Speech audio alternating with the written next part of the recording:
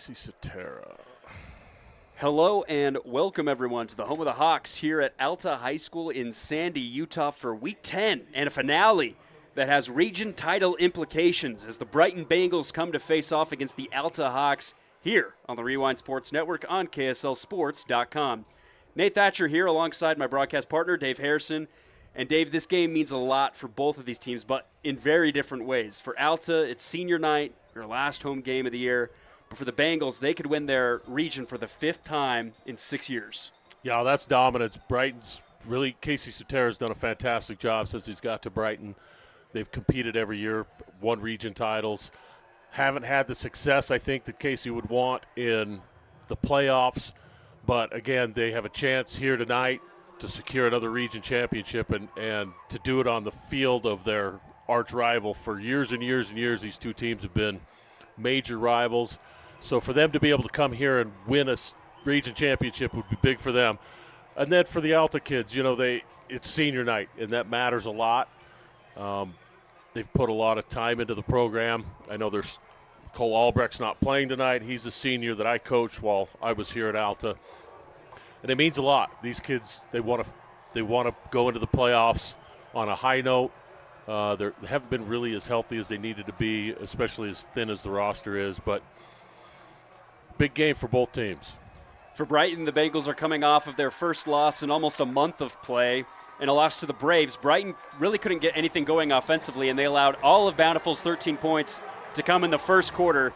You have to think that if the away team wants to come out with a win and a title tonight, they're going to need a strong start in the first half when they control the football on offense. Well, and I think it's important for Brighton to get ahead, and it's important for them not to let Alta's over-the-top pass game get them early, because that's really where Alta can hurt you. They've got some speed. They've got some kids that can run, and they really fantastic receivers, and Tucker Brown's a great quarterback.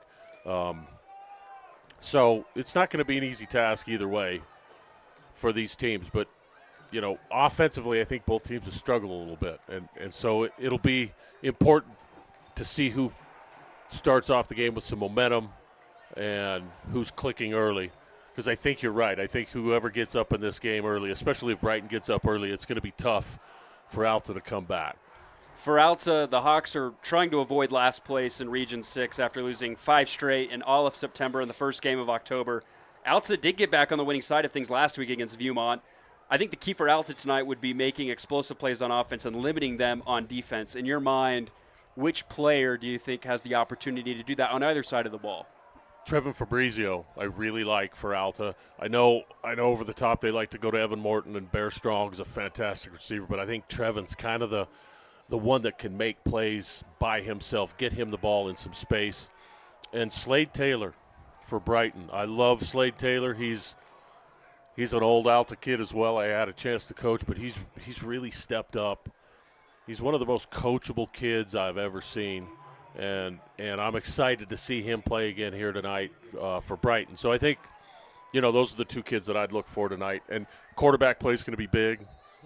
Take care of the ball. So we've got a big one down here tonight in Alta in Region 6, Week 10.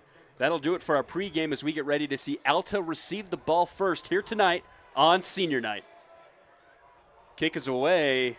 It's up, and it will go back through the end zone. So the Hawks going to start with the ball first. You mentioned quarterback play is going to be key, and Tucker Brown has been the quarterback for most of the season, 66% completion rate, almost 2,000 yards, but 14 touchdowns, 10 picks. You have to think that ratio has to be better tonight. Yeah, he's had a couple, you know, we saw him with 4 picks against Olympus, and 3 of those balls were tipped, so there's some bad luck in there. He's one of the toughest kids I know. He'll bounce back. He's mentally strong. I'm sure that he understands what he needs to do better, and he'll find the guys. I'm confident that Tucker's going to have a good night tonight. So the Hawks will start in shotgun, 3 receivers to the right, 1 to the left. It's going to be a handoff up the left side. Nice run out past the 30, gain of 10 on first down, and a beautiful rush on the left side, that time made by Cortland Cole, the junior rusher. I like that play call. You've got 5 guys in the box for Brighton. If you can establish a run game early, if you're Alta, that bodes well for the whole ball game. Hawks going quick here. It's another handoff, but Cole is met in the backfield. And what a stand there by the Brighton defensive line, that time led by William Little, the senior captain. I like this left side of the offensive line for Alta. Logan Shuck's a big guy, 77 here on this outside. And we've already seen Cole get the ball a couple of times, averages just about 24 rush yards a game, so he's literally almost at the halfway mark through 2 rushes. Motion by Strong. Now it's going to be a play action going outside, and it's caught at the 45. Nice spin out of bounds, and a beautiful catch on the left side by Evan Morton. Really good job by Tucker Brown that time. He could have put it way up over the top, and the safety would have got to that, so he kind of slowed him down with the throw. Evan did a good job. Morton did a great job adjusting to that, catching the ball in that soft spot and that zone coverage. Hawks are moving the football. A reminder, our clock is unofficial up here on KSLSports.com, but we'll try and keep it as close as possible. 1st and 10 at the Brighton 45. Brown looking to pass. He's got lots of time and just couldn't find his receivers. Had a couple options near the 15. A little late on he had a seam route, his number 2 receiver right up the hash mark. If he just, on his 3rd step, puts that on his helmet, I think that's there. I still like that first play. They ran the ball just a little zone left, and 67 is Logan Shuck. Opened a hole. I like that. I hope he comes back to it. Sets up a 2nd and 10. Motion once again by Strong. It's going to be another handoff to Cole up the middle. Gets to about the 37-yard line, so it'll set up about a 3rd and 6. Great job there again by the O-line. I know it's 3rd down, or actually 2nd down. Or is it 3rd down? Yeah, it's 3rd down. Still, at this spot on the field, you've got a fantastic kicker, but he may be thinking about running the ball again and running it twice because you're going to go for it on 4th down. We'll see. Critical 3rd right here. Brown's looking to pass, and he's going to go deep for the end zone, and it is caught. Oh, and dropped in the end zone. Nice effort that time by Morton, but they couldn't connect in the end zone, and that will halt that opening drive. Nice opportunity right there, just couldn't convert. Yeah, I like Evan Morton. Look, he's the fastest guy out here. He's on the track team, runs a 100-meter. He's got scholarship offers. He's a track star. The guy can run. And I like putting it up over the top right there, just a little bit out of reach. Brighton showed that they were bringing 5 or 6, and they dropped everybody but 3. So it's going to be McAllister out for a 54-yard field goal. Boot is up. Does it have the leg? It's going to be short as it bounces in the end zone. And so the Hawks will come up short on their first possession. Brighton in good field position to start their first drive. Jack just caught that a little fat, it looked like, on that kick. He's got the leg to make that 54-yarder, just didn't quite square it up. So now chance to check out Brighton's offense. We'll see how, I know a couple of safeties for Alta are out injured tonight. Palapoya at quarterback. The junior captain. Trips right formation. Single receiver and man to the left. Rice going to take his time. Now he's going for the slant route, and it is incomplete. Good pressure off the right side that time by Riker Ellis, the senior safety, who leads the team in interceptions with 4 on the year. Man, that's a gutsy defense. There's no safety in the middle of the field. They've got 4 guys out here over this trips and man side, backside with no safety, and he does a fantastic job knocking the ball down. Good stop for Alta to start. 2nd and 10. Palpoy gets the snap. It's going to be a handoff up the gut. Room and more. Bengals get a first down with a nice rush by Cole Heemeyer, the senior. And that will get the Bengals going after a rough first play. It looked like a GT counter. It looked like the left guard and tackle both pulled, and everybody on the right side down blocked. A good job. They're going quick now. Bengals going to go hurry up. Same play up the middle, but it is met up front. And a nice stop that time by the defensive line of the Hawks. Maybe gets back to the line of scrimmage. Yeah, really aggressive defensive philosophy to start the game. Alta's loading the box up. They're bringing some pressure, and they're just, putting a lot on the plate of those outside receivers. Up top, you've got man cover with no safety. Here's that trips right formation we saw in that first play again. He's going for that slant once more. This time it's caught. And another first down as Mason Linton gains 15 on the play out to the 50. Alta's lucky that wasn't a touchdown. A really great play right at the end. I don't know if that was Bear Turner that made that play. Bear, a fantastic player for the Hawks. Bengals going to go hurry up here at the 50. Palpoy gets the snap. Now he's going for a receiver in the flat. It's Noelle. Nice gain out to the 49, but he gets absolutely plastered once he goes down. Yeah, that's the way to finish off a tackle. Make sure the guy's going backwards out of bounds right on their bench. So Bengals still going up with a little bit of a hurry-up offense here on this first drive. Now we got trips left to the weak side. It's 2nd and 4. They're going deep, and the Bengals will connect. Touchdown, Jace Evans. What a start for Brighton as they look to get a region title.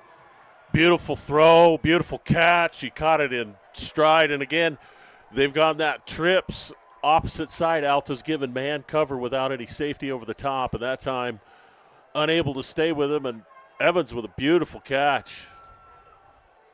And that will start the scoring for this evening. We mentioned in pregame the Bengals needed to have a solid start offensively after failing to do so last week. The PAT is up and good.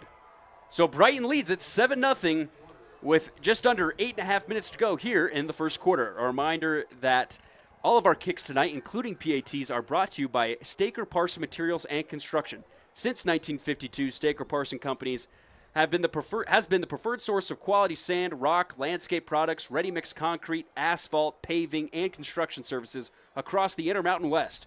As a proud partner of the Hawks, we are committed to being an integral part of the community, focusing on infrastructure development and fostering stronger, more connected neighborhoods. From the parks you play in to the roads you drive on, the Staker Parson team delivers quality products in a timely, safe, and efficient manner.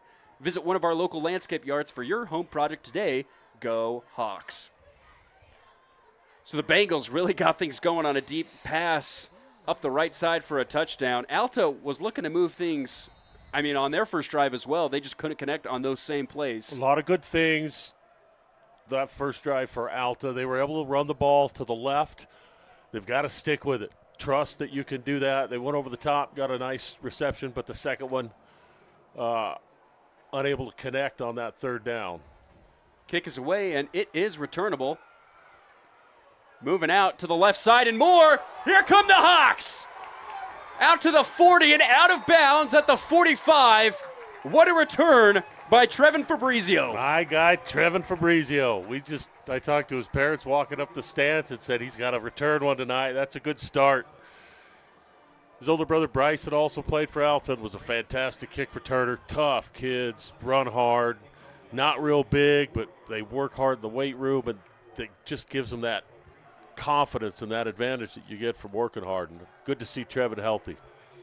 Exactly what the Hawks needed to get right back into this one after facing an early deficit on the Bengals' first offensive possession.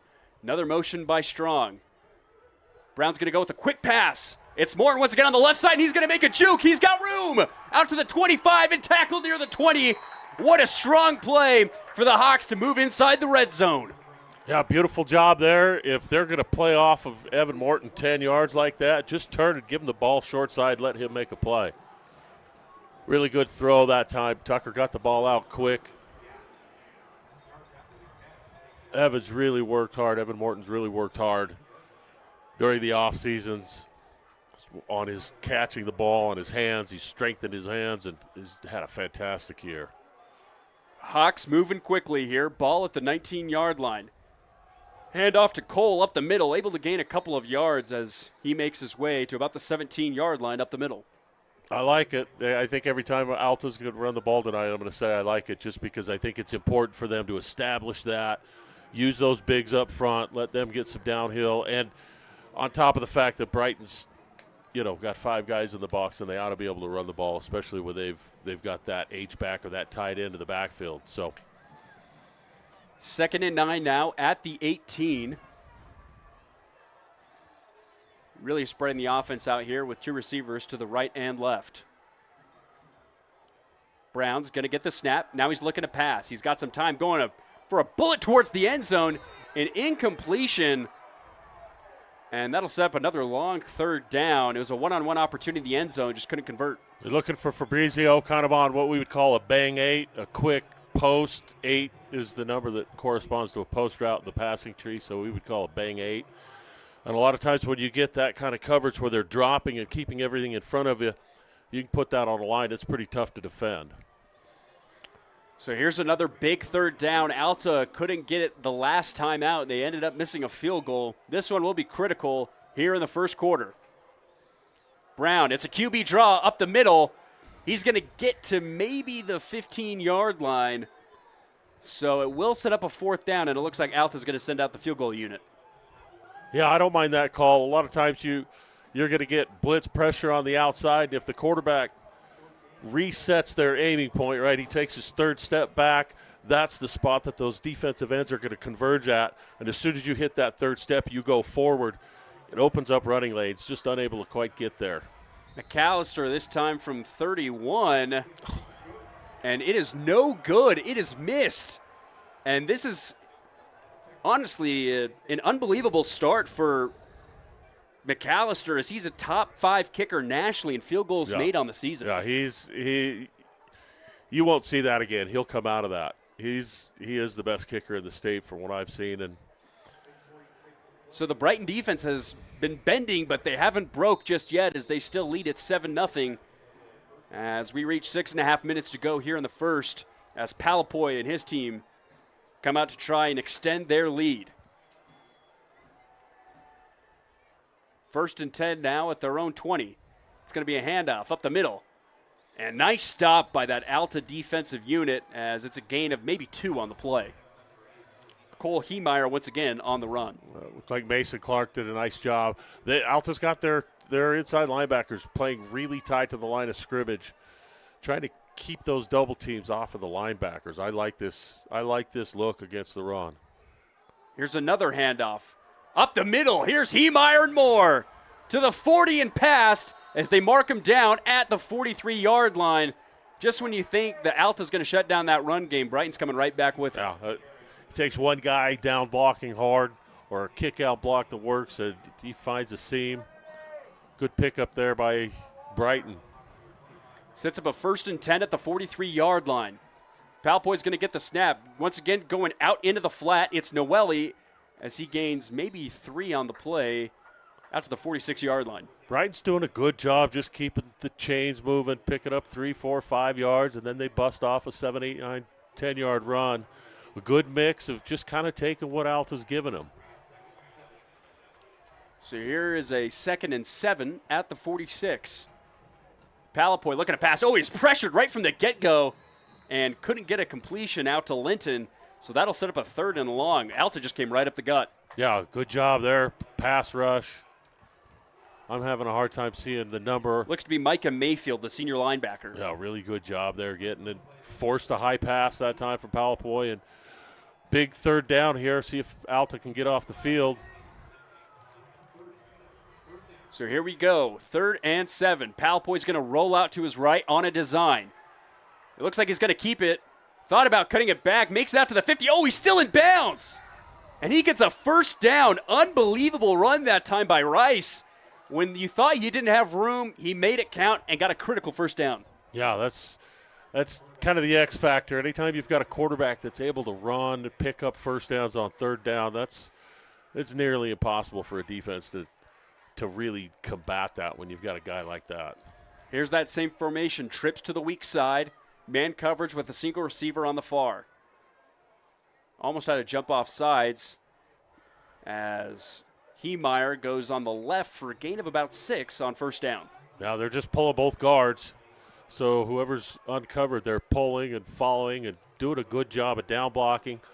5 yards on 1st down, staying ahead of the chains. They've done a really good job of that.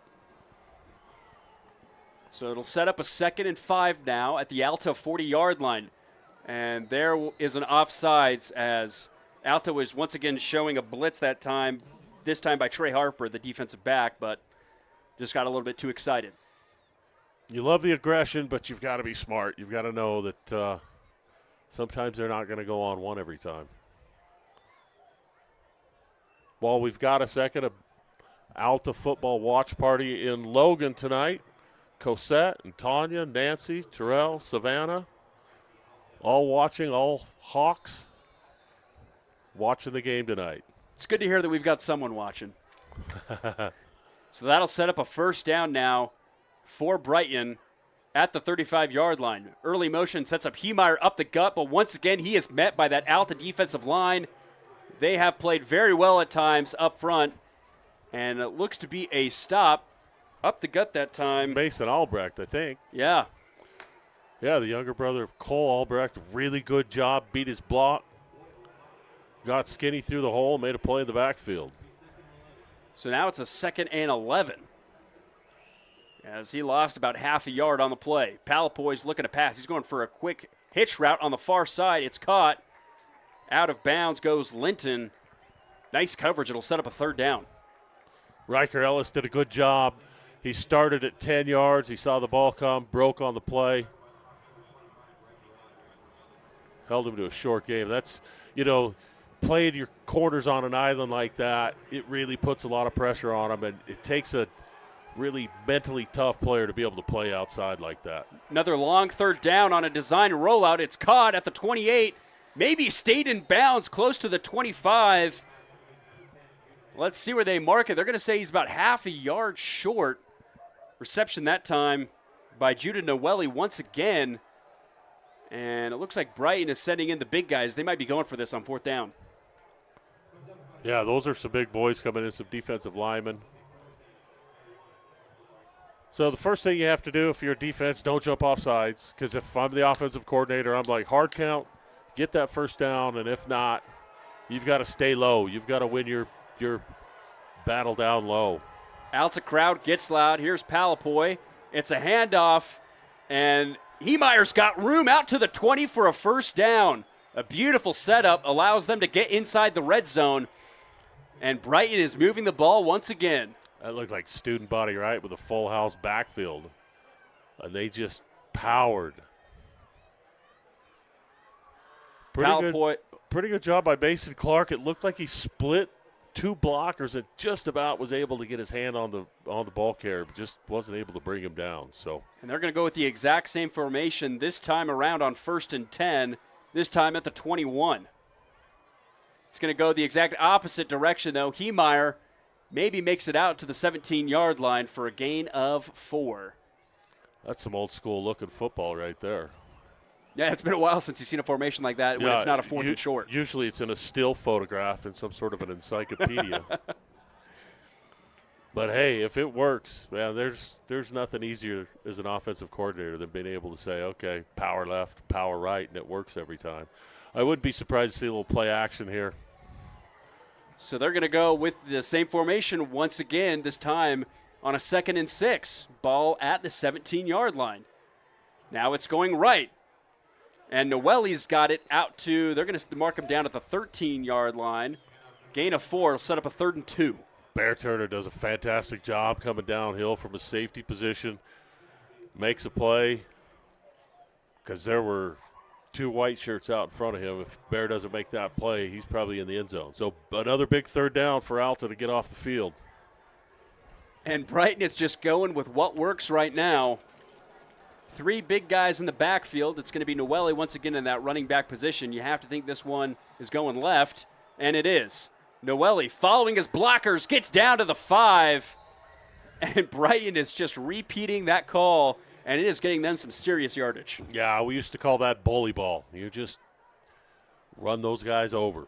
Bigger, stronger, pushing them around, and it's tough to defend if you haven't practiced against it a lot because it really takes a little bit of different defensive line play when you've got those kind of bigs in the backfield. 1st and goal at the 6. They're going with it again, this time moving right. Heemeyer's met violently at the 3-yard line after a gain of 3. Set up 2nd and goal. Again, Bear Turner coming downhill, laying some wood.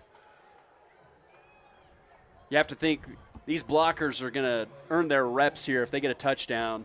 I mean, they're really putting all of their work down low to get their runner some room up the gut. Brighton's O-line coach for sure wants to keep running this. Alta last time they had a safety over the top of the receiver thinking that they were going to get a play action, and they didn't get it. So they do have the double team on the receiver, but it looks like he's coming down. 2nd and goal at the 4. Now they're going to hand it right up the gut to the big guy, and he is in for a touchdown. Unbelievable. And what a run that time. Tavau. By Tavau. And that sets up Brighton to go up 13-0 for our 2nd touchdown of the game by the Bengals that are brought to you by Axio EV. Ready to upgrade to an electric or hybrid? Axio V has hundreds of used electric vehicles and hybrids in stock at fantastic prices. Axio EV in Sandy, Utah's fastest growing electric vehicle dealer. And with that PAT, Brighton is now up 14-0. And this is the start now, if you're looking at these two teams on paper, that you are expecting going into this game tonight. Yeah, Brighton had struggled a little bit offensively, and I've been impressed with how dynamic they've been on offense. They've been able to run power. They've been able to run this wishbone, T-bone, old-fashioned power football, and he's been able to throw the ball on the run pretty well. So they've done a good job of staying ahead of the chains. They haven't made mistakes, and they've done a tough. It's been tough for the Alta defense to really adjust because they've done so many different things, and they've done it pretty well. So we'll see if Alta could answer right here. Fabrizio had a fantastic return the last time. Let's see if Trevin can find a seam and pop one. So as Alta gets ready to receive the ball, we'll remind you this game is brought to you by Alsco Uniforms. Bengals kicking it off once again. Fabrizio, he's going to receive it in the end zone, and it will be a touchback. Under the lights and in the heart of our community, tonight's game is brought to you by Alsco Uniforms. Locally owned and operated, proudly serving our hometown for over 135 years. From the first whistle to the final play, we keep teams and businesses looking their best. Alsco Uniforms, it pays to keep clean. Also brought to you by Carver Steak and Seafood. From first dates to celebrations, Carver Steaks and Seafood sets the table for life's best moments. Prime steaks, fresh seafood, and service that makes you feel like family. Locally owned in Sandy. And the Lift House Nordica, your gateway to the Wasatch Mountains. So the Hawks will start at their own 20-yard line with just over a minute to go here in the first quarter, as now they face a 2-possession deficit. They've been able to drive the ball, but 2 missed field goals has really been the story for them tonight. Brown, he's going to hand off up the middle to Cole, and he is met quickly near the 21-yard line, only a gain of 1. I like the idea. Run the ball. They've had a little more success going off to the left side.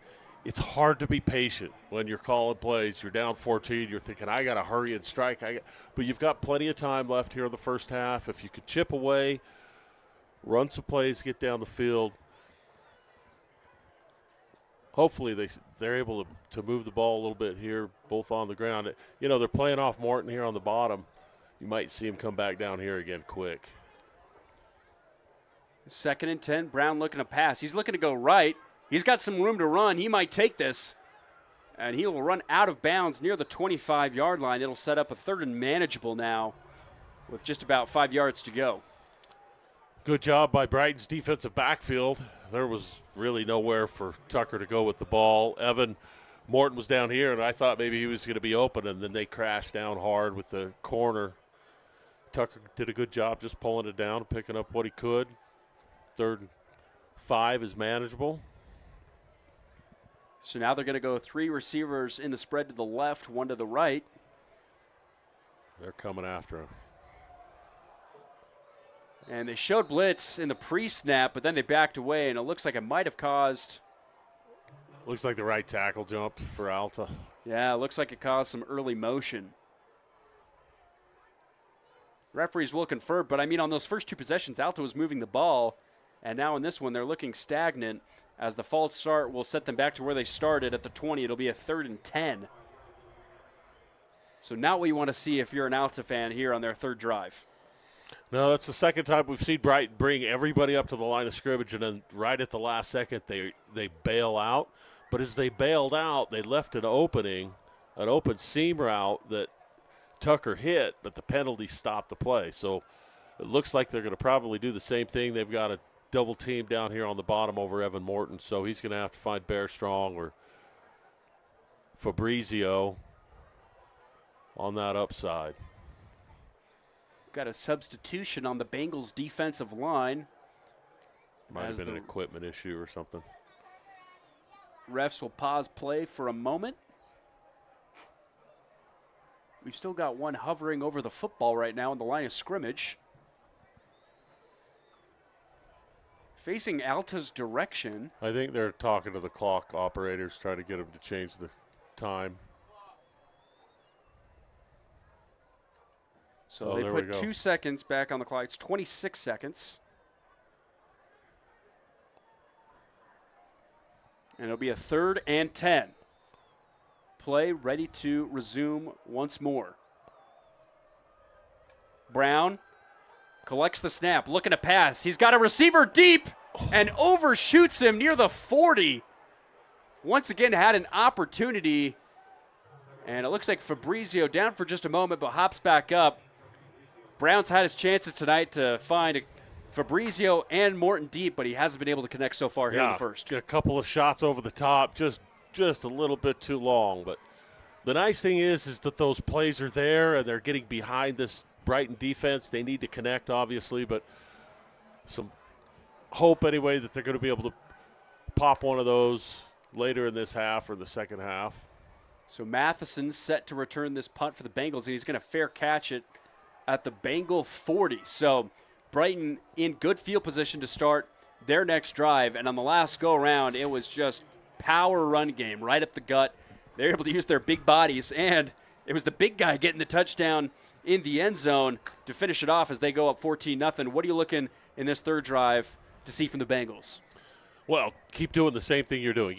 Pick up 3, 4, 5 yards on first down, stay ahead of the chains, and then it really opens up your playbook. You could really do whatever you want when you pick up, your 2nd and 5. So 1st and 10 at their own 40. Trips left once again on the weak side. It's going to be a handoff. Here's Heemeyer as he gets out near the 50. Ball's out. Let's see who hopped on it. Alta players are saying it's their ball. So are a couple Brighton players.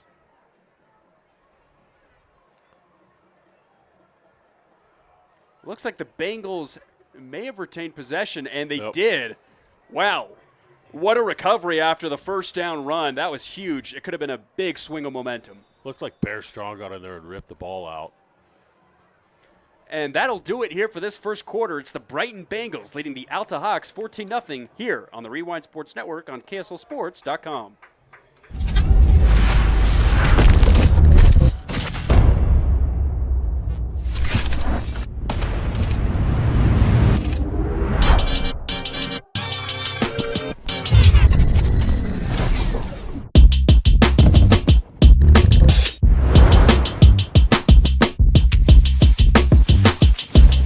Get the latest Nordica skis and boots at the best ski shop in Utah, The Lift House.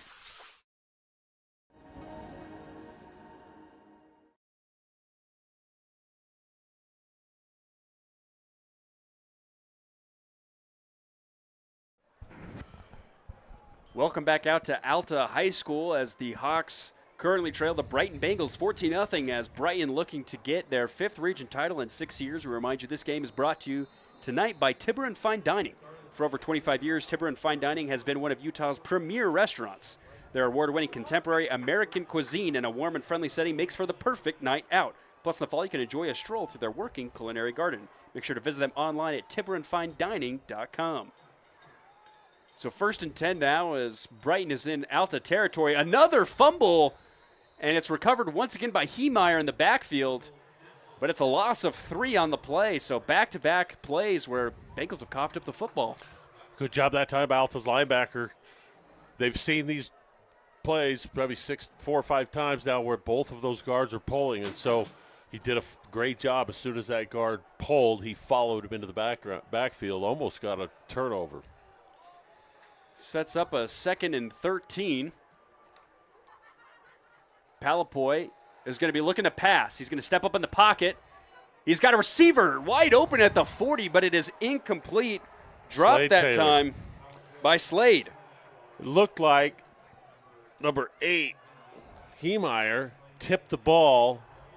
Otherwise, Slade Taylor's off to the races.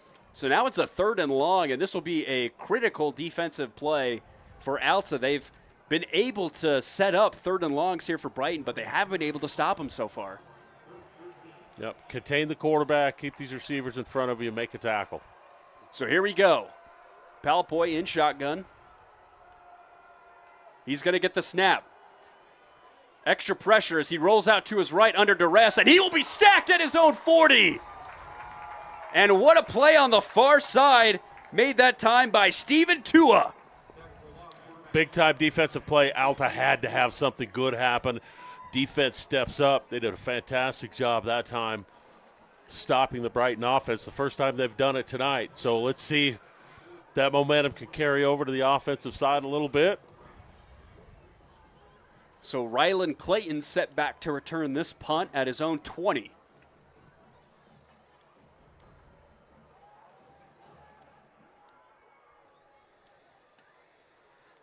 Here comes the punt. It's away, it's high, it's wobbly. Clayton's going to fair catch it. Oh, but he fumbles it! And the Bengals look like they have recovered. And they have! And just when Alta makes the stop, Brighton comes right back, and they're right near the red zone as they will start, or I guess restart their possession at the 26-yard line. A cough-up you just couldn't have if you were Alta. No, your defense does a fantastic job, makes big plays, gets the sack on 3rd down. You've got to possess the ball on those returns. It looked like he fair caught the ball. It looked like maybe it just came up a little shorter than he thought. And went off the shoulder pads and bounced forward. So chance for Brighton to kind of put some distance away here early in this 2nd quarter. So 2 receivers to the right and left. Heemeyer up the gut going right, and he'll be tackled near the 22-yard line. It'll be a gain of about 5 on the play. Set up a 2nd and manageable. Again, a really good job. The offensive line for Brighton has done, for the most part, a really good job picking up first down yards. They're looking outside here. He gave him a signal to the outside receiver. He's going to him. Nope. Palapoy was looking for his receiver. Instead, he'll be dropped back in the backfield once again. A little miscommunication there. Palapoy was telling Lyman that he wanted to go deep. He had press cover and no safety over the top. He tapped his helmet, looked at him, and then he set his feet, and instead he went to make a block. So Liam Rowley with the sack in the backfield. It sets up now a 3rd and 9.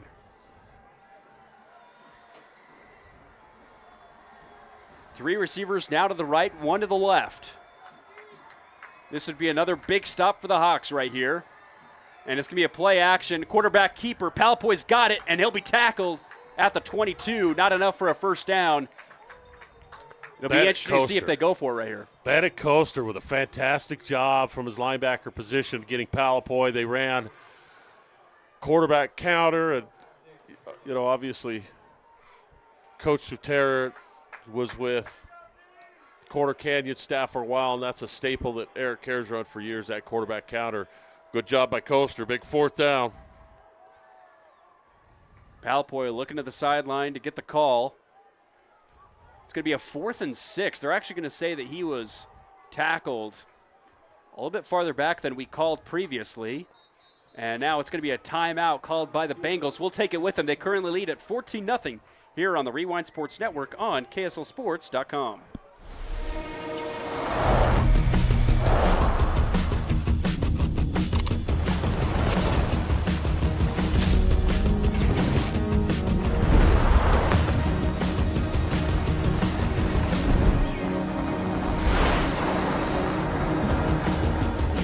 the 2025 Mitsubishi Outlander Trail Edition.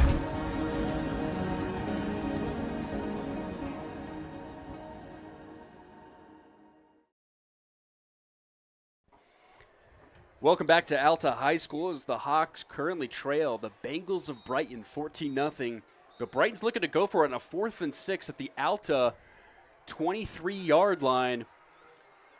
Dave, if you're going for this right here, what do you think the Bengals are going to draw up?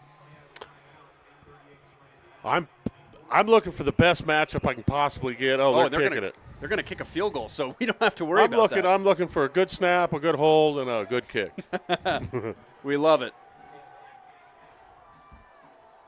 So it'll be Caden Hansen from about 40 yards out. We've seen 2 missed field goals. The snap was fumbled for a moment. This one looks to be far left, and it is. So 3 field goal attempts and 3 misses.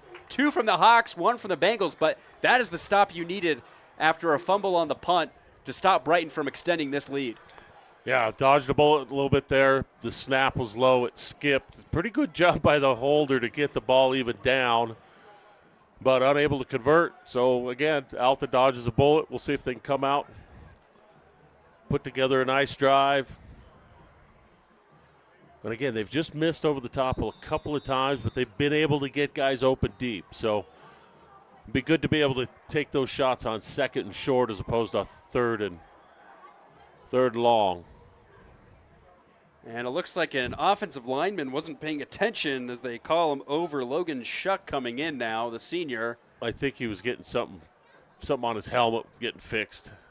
Brown looking for a quick slant. He's got it. Looks to be Morton making a couple double moves, and he'll gain about 8 on the play. Just a really hard player to stop if you give him some space. Yeah, good job there, just finding the open guy. They're playing way off of him, and typically – from what we've seen, if there's a safety, if 7's over the top there, the corner's going to come down hard. If there's no safety, that corner's dropping, and there's that soft zone that you can take advantage of. It'll set up a 2nd and 2 now. Ball at the 28-yard line. Motion once again by Strong. That's going to be a play-action pass. The Bengals are pressuring, though. Somehow Brown's able to evade as he rolls back. He's got some room as he runs out of bounds after getting a first down near the 30. Oh, that's a highlight play for Tucker. He had a corner blitz and an outside linebacker blitz coming from his blind side, and he reverse pivoted out of it, picked up almost enough for a first down. Yeah, they're going to say he's about a yard short of the stick, so it'll be a 3rd and 1. Nice effort that time, though, by the senior QB to get out of pressure and gain some yards on that play. Yeah, really athletic move by Tucker there. Like to see that because it looked like he might get lit up. So here we go. Big 3rd down. It's going to be a handoff up the gut, and Alta will get the first down. Lucas Pagel with the rush that time, averages just about 15 a game. He's had 104 yards on the season, but a big first down there for the home team. Yeah, I love that they got on the ball quick, they snapped it quick, and everything was downhill. And, 3rd and 1, sometimes you'll get up there and everybody gets set, and you give the chance for the defense to really get set and think about what they want to do. And so a good job that time by the Alta offense. Alta once again in shotgun. Brown looking for that slant once again. Oh, and it is just blasted up on that far side. Great breakup made by number 25, who actually isn't on either of our official rosters.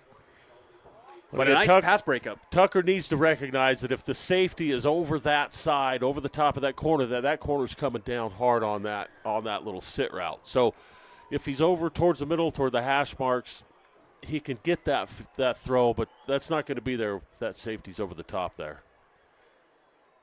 So that'll set up a 2nd and 10 now. Just under 7.5 minutes to go here in the second quarter. Brown's going to motion Bear. It's going to be a play-action pass. Receiver catches it out in the flat. Oh, and a nice gain by Morton.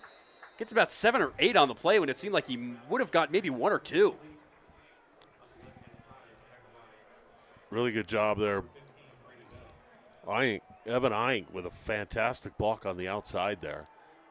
Those plays, they look great, but they don't work if you don't have receivers willing to block. So again, 3rd and short.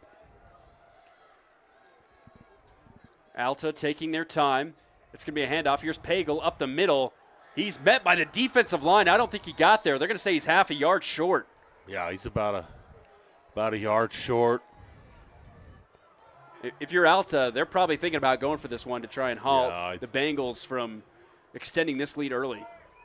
I would expect that they're going to go for it. The last time they had the third and really short and they got on the line on the ball quick and ran it quick, they were able to have some success. It looks like they're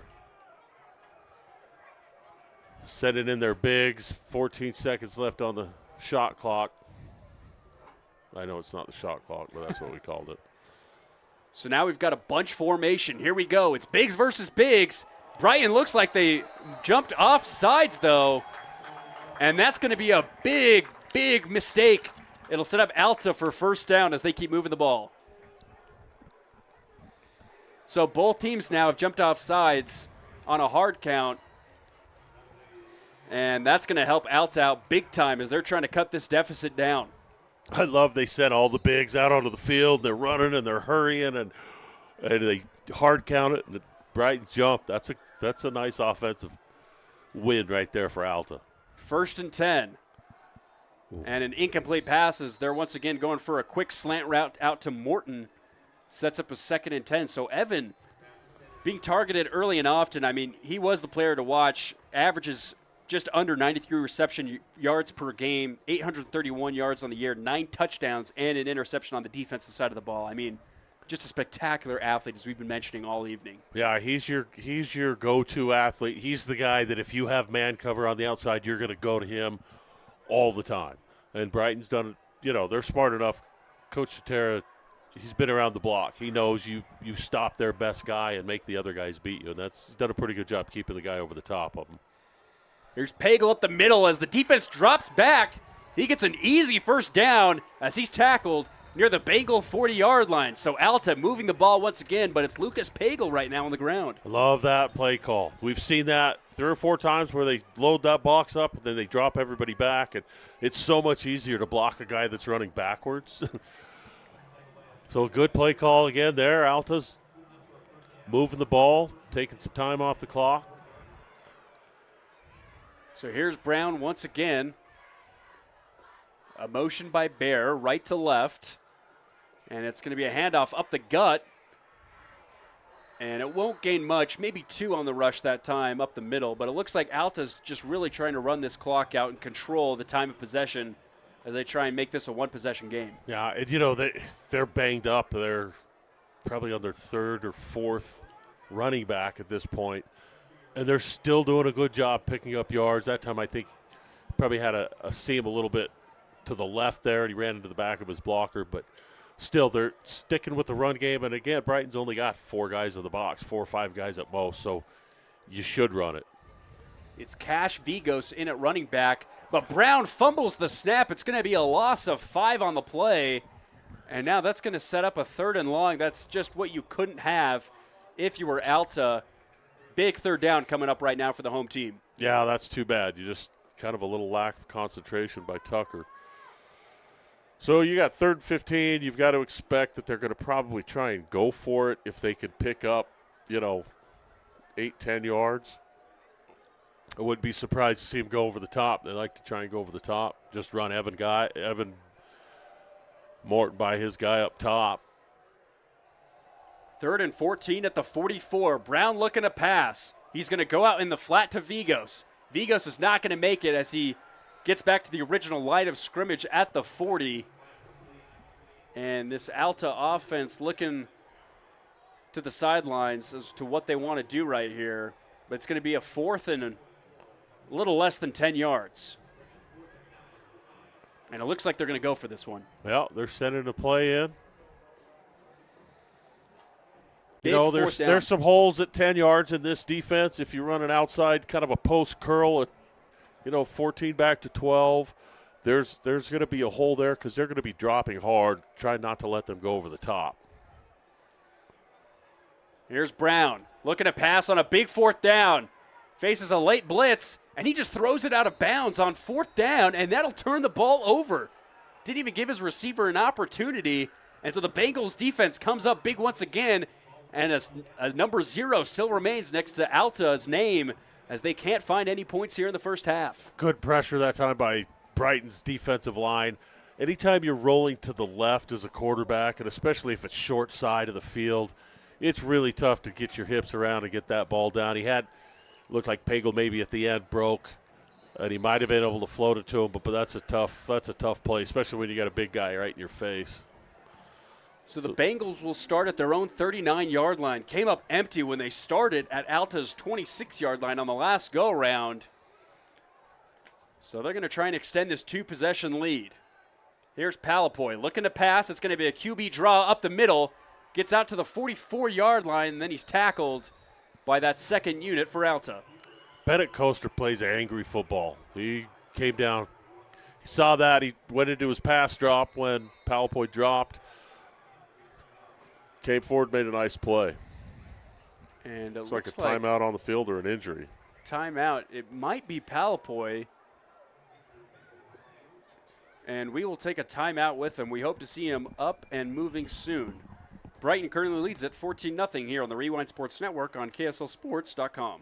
Have you ever wanted to get $2,000 more for your trade-in? Well, now you can with the power of 3. 1. Go to kbb.com or kellybluebook.com. 2. Put your VIN number and your miles in and get the value on your vehicle. And 3. Get into Generous Auto in the Sandy Southtown Auto Mall, where we're giving you $2,000 more than KBB for your trade-in. GenerousAuto.com, Sandy Southtown Auto Mall, creating smiles for miles.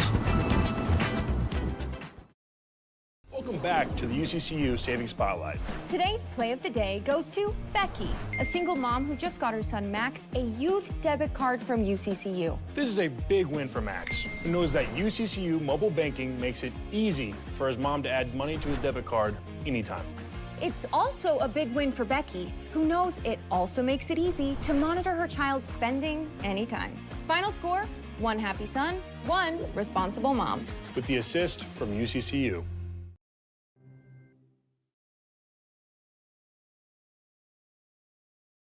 With a tab spend checking account, you earn big rewards. It's hard to not make a scene. Cash or card? Oh, my card's right here. That's a big card. You should see how much it's earned me. Sorry, Grandma. Tab spend isn't just another checking account. It's packed with benefits. How do I get one? Just scan this QR code or go to tabbank.com. It's all online and super easy to get started.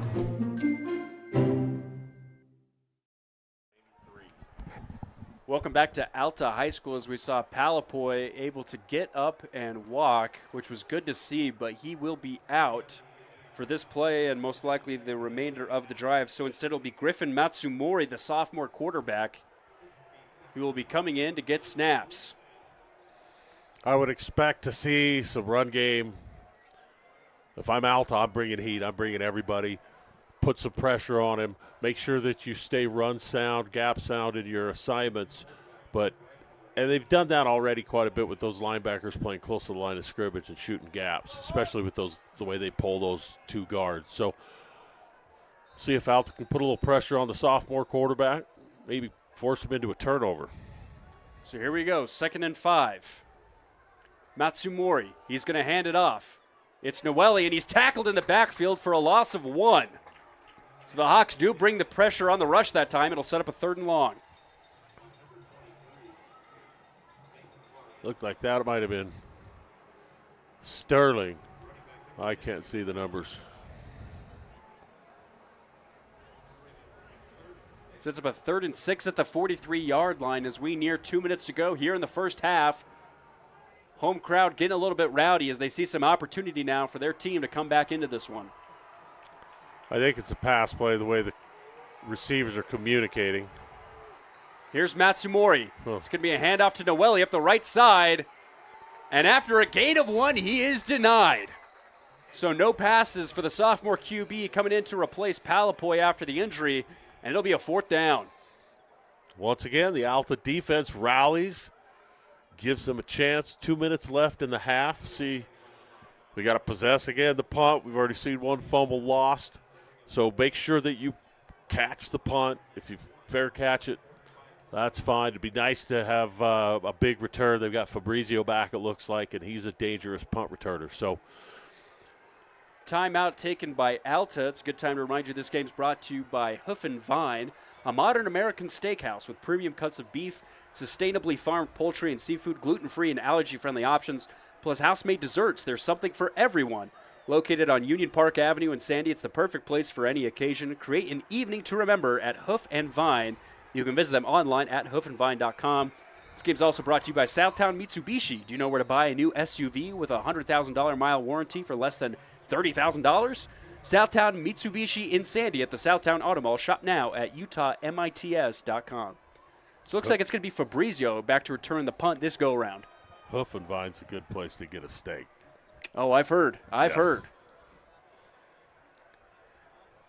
It's a high punt, and it's going to be short with a bounce back. Oh, and it's caught, but not by the intended receiver. It was Stephen Tua that time who brings the ball out to the 30-yard line. Very interesting return. That was one of those oh crap moments. If you're a coach on the sideline, you're get out of the way, poison, oh crap. But luckily, they've got the ball. 2 minutes left, a minute 55. Chance to see that 2-minute offense that you work on every week. See if they can't get down and get some points on the board before they go into the half. Here we go. This is a big drive to cut into the deficit, as it will be the Bengals that will start with the ball in the second half. It's unclear if Palapoy will be coming back into this game tonight.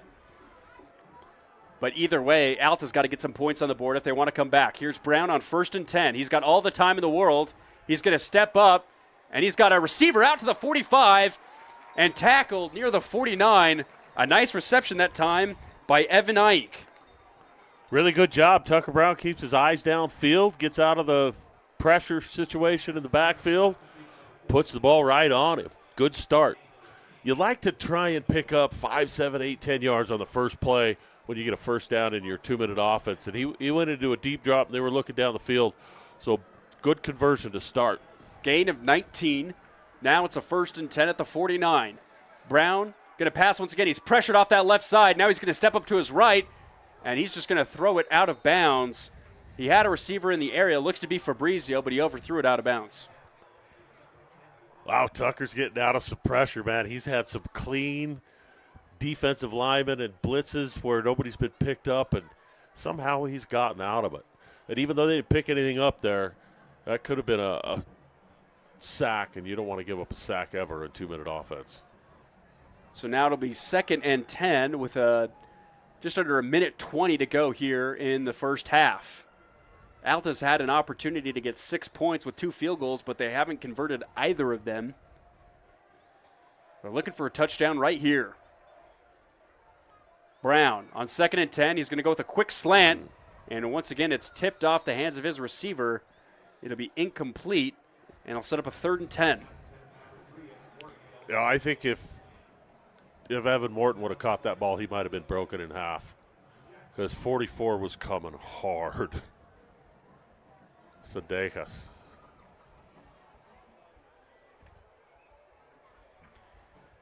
So Alta looking to the sideline. This is a big 3rd down conversion, as the crowd is on their side here on senior night. They've had opportunities close or in the red zone, but they haven't been able to convert for 6. This is to keep things going their way. Brown looking to pass. He's going to roll out to his right after some pressure. He's got time, and once again just throws out of bounds.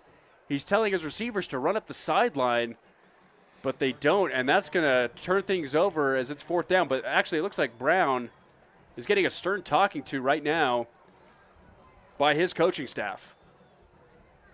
They're going to stay out and try and go for this one on 4th down.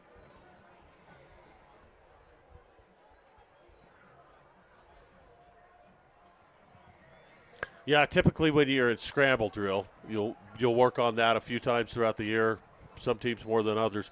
You always want one guy. If you already have the short route, you go deep. If you're a deep route, you're coming down intermediate. So I think that's what he was doing, was telling his receiver, look, somebody's got to go.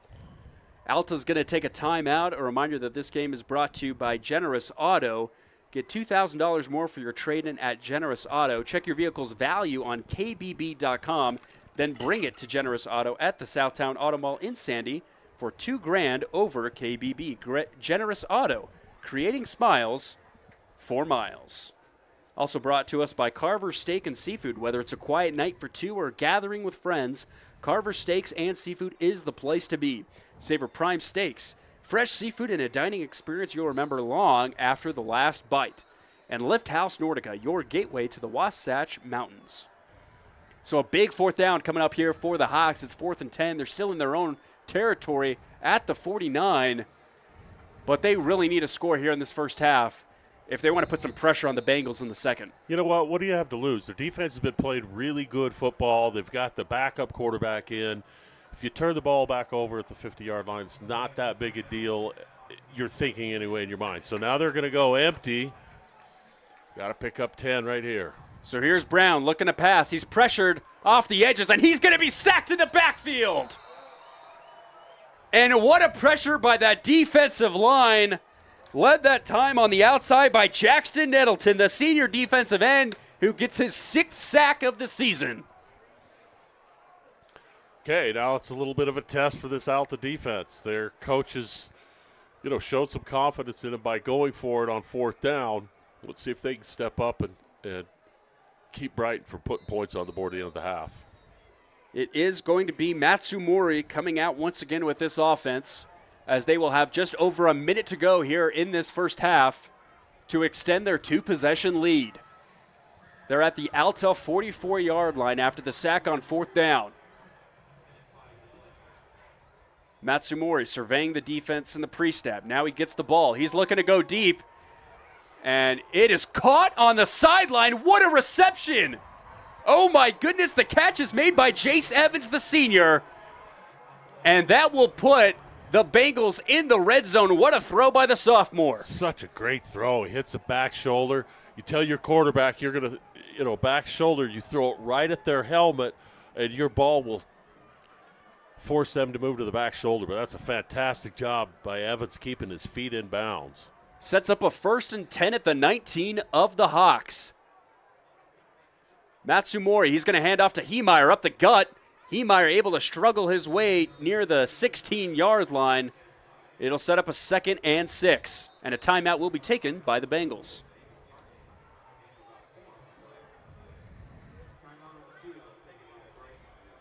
We'll take it with them for just a moment. It's the Bengals leading 14-0 here on the Rewind Sports Network.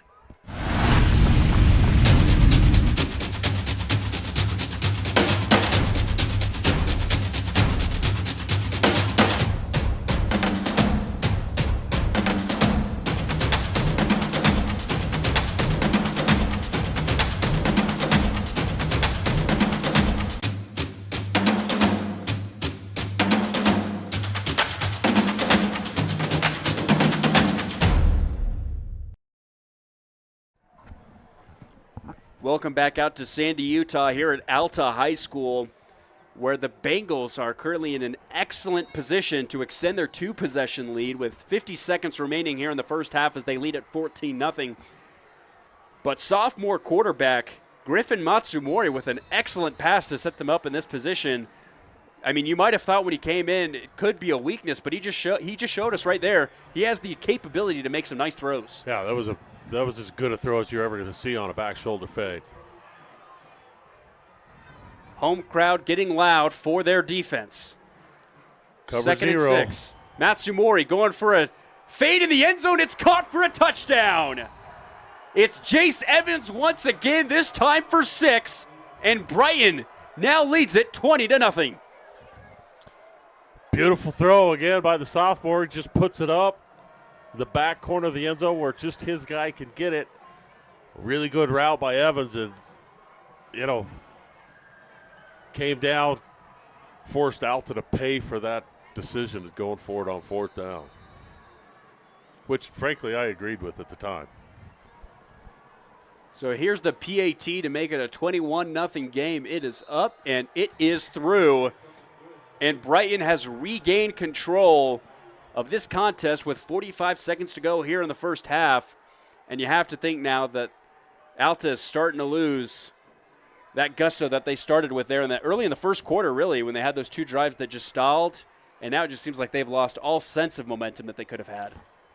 Yeah, they've been behind. You know, you get down 14, you feel like you've really got to push the ball up the field and throw it downfield. And sometimes those intermediate routes are there, and you just but you got to hand it to Brighton's defense. They've played really good football. They put a lot of pressure on Tucker Brown. He hasn't been able to set his feet in the pocket without rolling out other than his quick game. Anything where he's had to take a 3-step drop, they've pushed him off his spot, and it's tough to complete passes like that. Jace Evans converts for his 6th touchdown of the year. It's our 3rd Axio EV touchdown of the evening, as well as our 3rd Staker Parson Materials and Construction kick converted. So now 45 seconds to go for this Alta team to maybe just get something as they go into the break.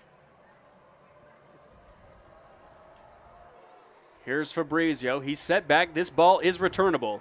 He's going to get it at the 7, and he's going to move left. He's got room and more! Out to the 40! Near 50, and he's tackled out of bounds. And what a tackle that was, but Alta once again in excellent field position thanks to Trevin Fabrizio. That's a big-time return for Fabrizio again. That's the 2nd time he's returned it 50 yards. Alta's got to take advantage of that. He took a big shot down the sideline, but those Fabrizio boys are tough. So the Hawks have a chance to do at least something here with 37 seconds remaining. They do have 1 timeout in their back pocket. And here comes Brown and company as they're going to mark Fabrizio on that run out of bounds at the Brighton 48-yard line. Brighton's not going to let him go over the top. They're going to have to be patient, take a couple of 10-yard routes. And it's going to be a play-action pass. Brown was tackled while he threw. Here's Bear Strong. Makes an inside move to the 39-yard line for a gain of 9. Get up It'll on be the ball. 2nd and short.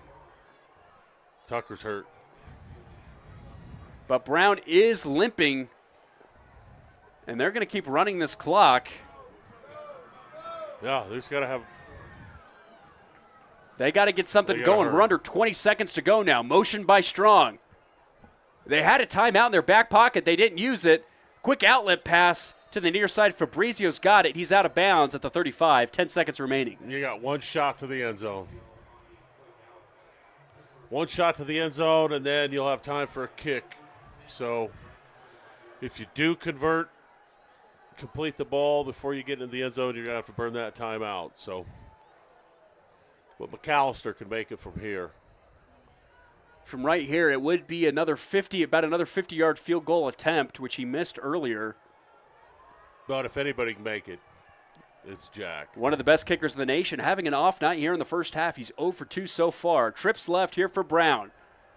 And they're going to go with the screen on the right side. Here's Pagels, got room to the 20, makes a hurdle as he dives near the 16-yard line. A timeout will be called with 3 seconds remaining, and this is where McAllister will be sent out to get 3 points on the board. That was a really cool play there. You know, they brought some pressure, found some space, picked up a bunch of yards, and make it a much easier kick for McAllister. So this will be good for Alta to be able to go into the locker room with a little bit of momentum. They've moved the ball really well the last couple of times they've had the ball. They just haven't been able to convert on those 4th downs. So let's see if Jack can get one through the uprights. And so this will be his 3rd field goal attempt of the evening. And this one will be from about 35 yards.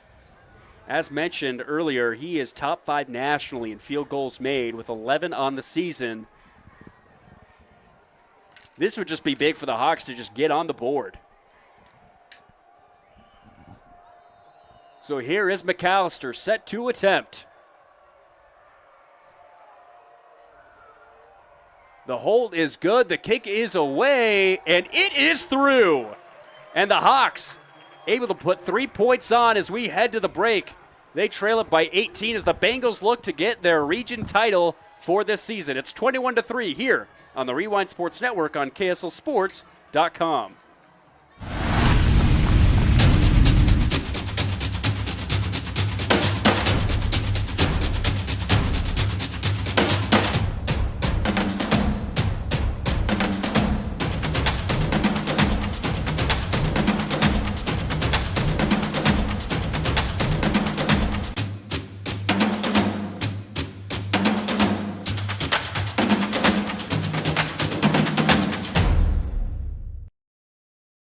For over 25 years, Tiburon Fine Dining has been one of Utah's premier restaurants.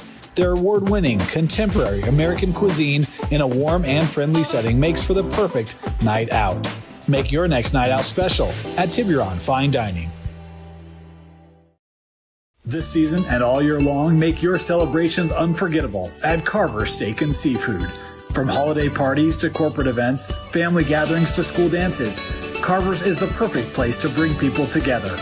Book your event today and treat your guests to fine dining, exceptional service, and memories that last long after the night ends.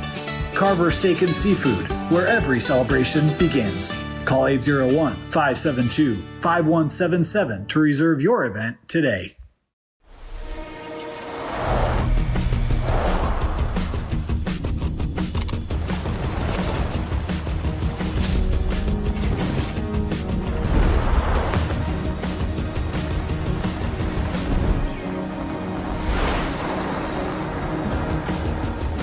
The 2025 Mitsubishi Outlander Trail Edition.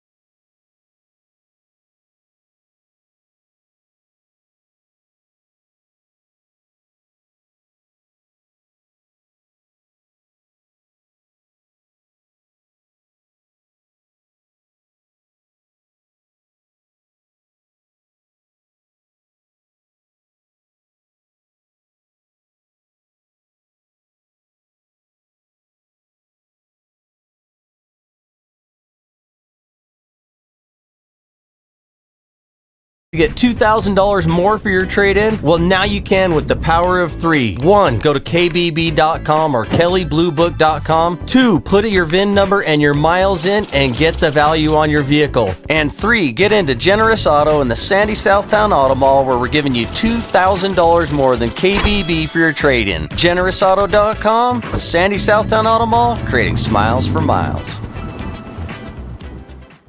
Welcome back to the UCCU Saving Spotlight. Today's play of the day goes to Becky, a single mom who just got her son Max a youth debit card from UCCU. This is a big win for Max, who knows that UCCU mobile banking makes it easy for his mom to add money to his debit card anytime. It's also a big win for Becky, who knows it also makes it easy to monitor her child's spending anytime. Final score, 1 happy son, 1 responsible mom. With the assist from UCCU. With a tab spend checking account, you earn big rewards. It's hard to not make a scene. Cash or card? Oh, my card's right here. That's a big card. You should see how much it's earned me. Sorry, Grandma. Tab Spend isn't just another checking account. It's packed with benefits. How do I get one? Just scan this QR code or go to tabbank.com. It's all online and super easy to get started.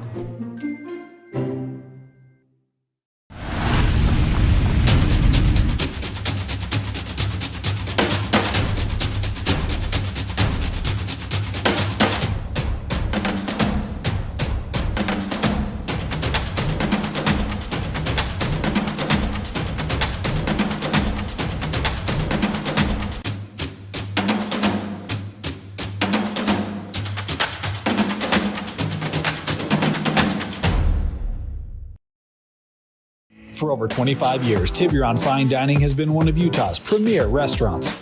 Their award-winning, contemporary American cuisine in a warm and friendly setting makes for the perfect night out. Make your next night out special at Tiburon Fine Dining. This season and all year long, make your celebrations unforgettable at Carver Steak and Seafood. From holiday parties to corporate events, family gatherings to school dances, Carver's is the perfect place to bring people together. Book your event today and treat your guests to fine dining, exceptional service, and memories that last long after the night ends. Carver Steak and Seafood, where every celebration begins. Call 801-572-5177 to reserve your event today.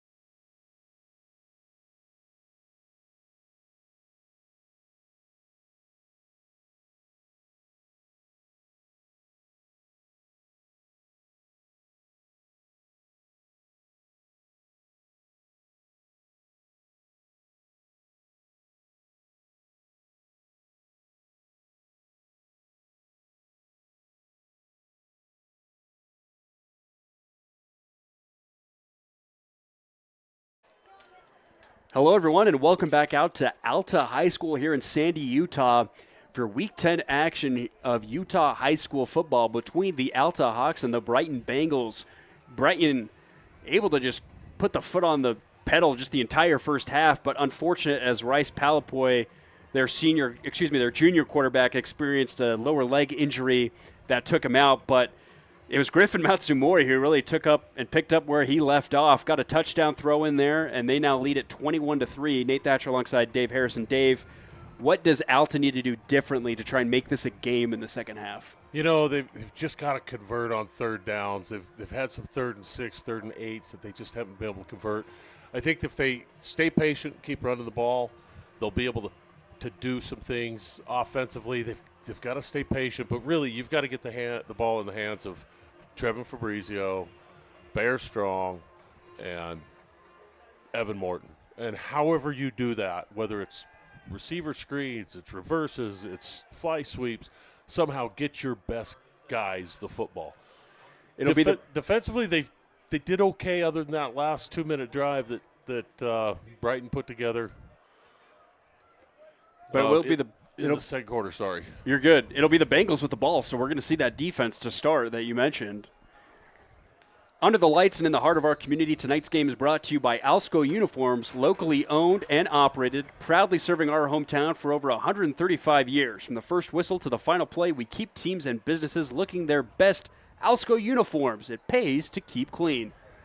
And that ball's going to go past the end zone. Just an absolute boot for kickoff here in the second half. And it'll be the Bengals to start things off with Matsumori coming in as quarterback. And again, I think if you're Alta's defense, keep the pressure on the young quarterback. I know he made some nice throws there, a 2-minute offense to Evans, but stay in his face. Make sure that they keep after him a little bit. I like the way they've been kind of run blitzing or playing those linebackers close to the line of scrimmage so they can follow those guards when they pull. But important for Alta to get stops here early. 1st and 10 at their own 20. Matsumori is going to survey the defense. Now he gets the snap. It's going to be a handoff. Here's Hemeyer up the gut, and he is met by that defensive line.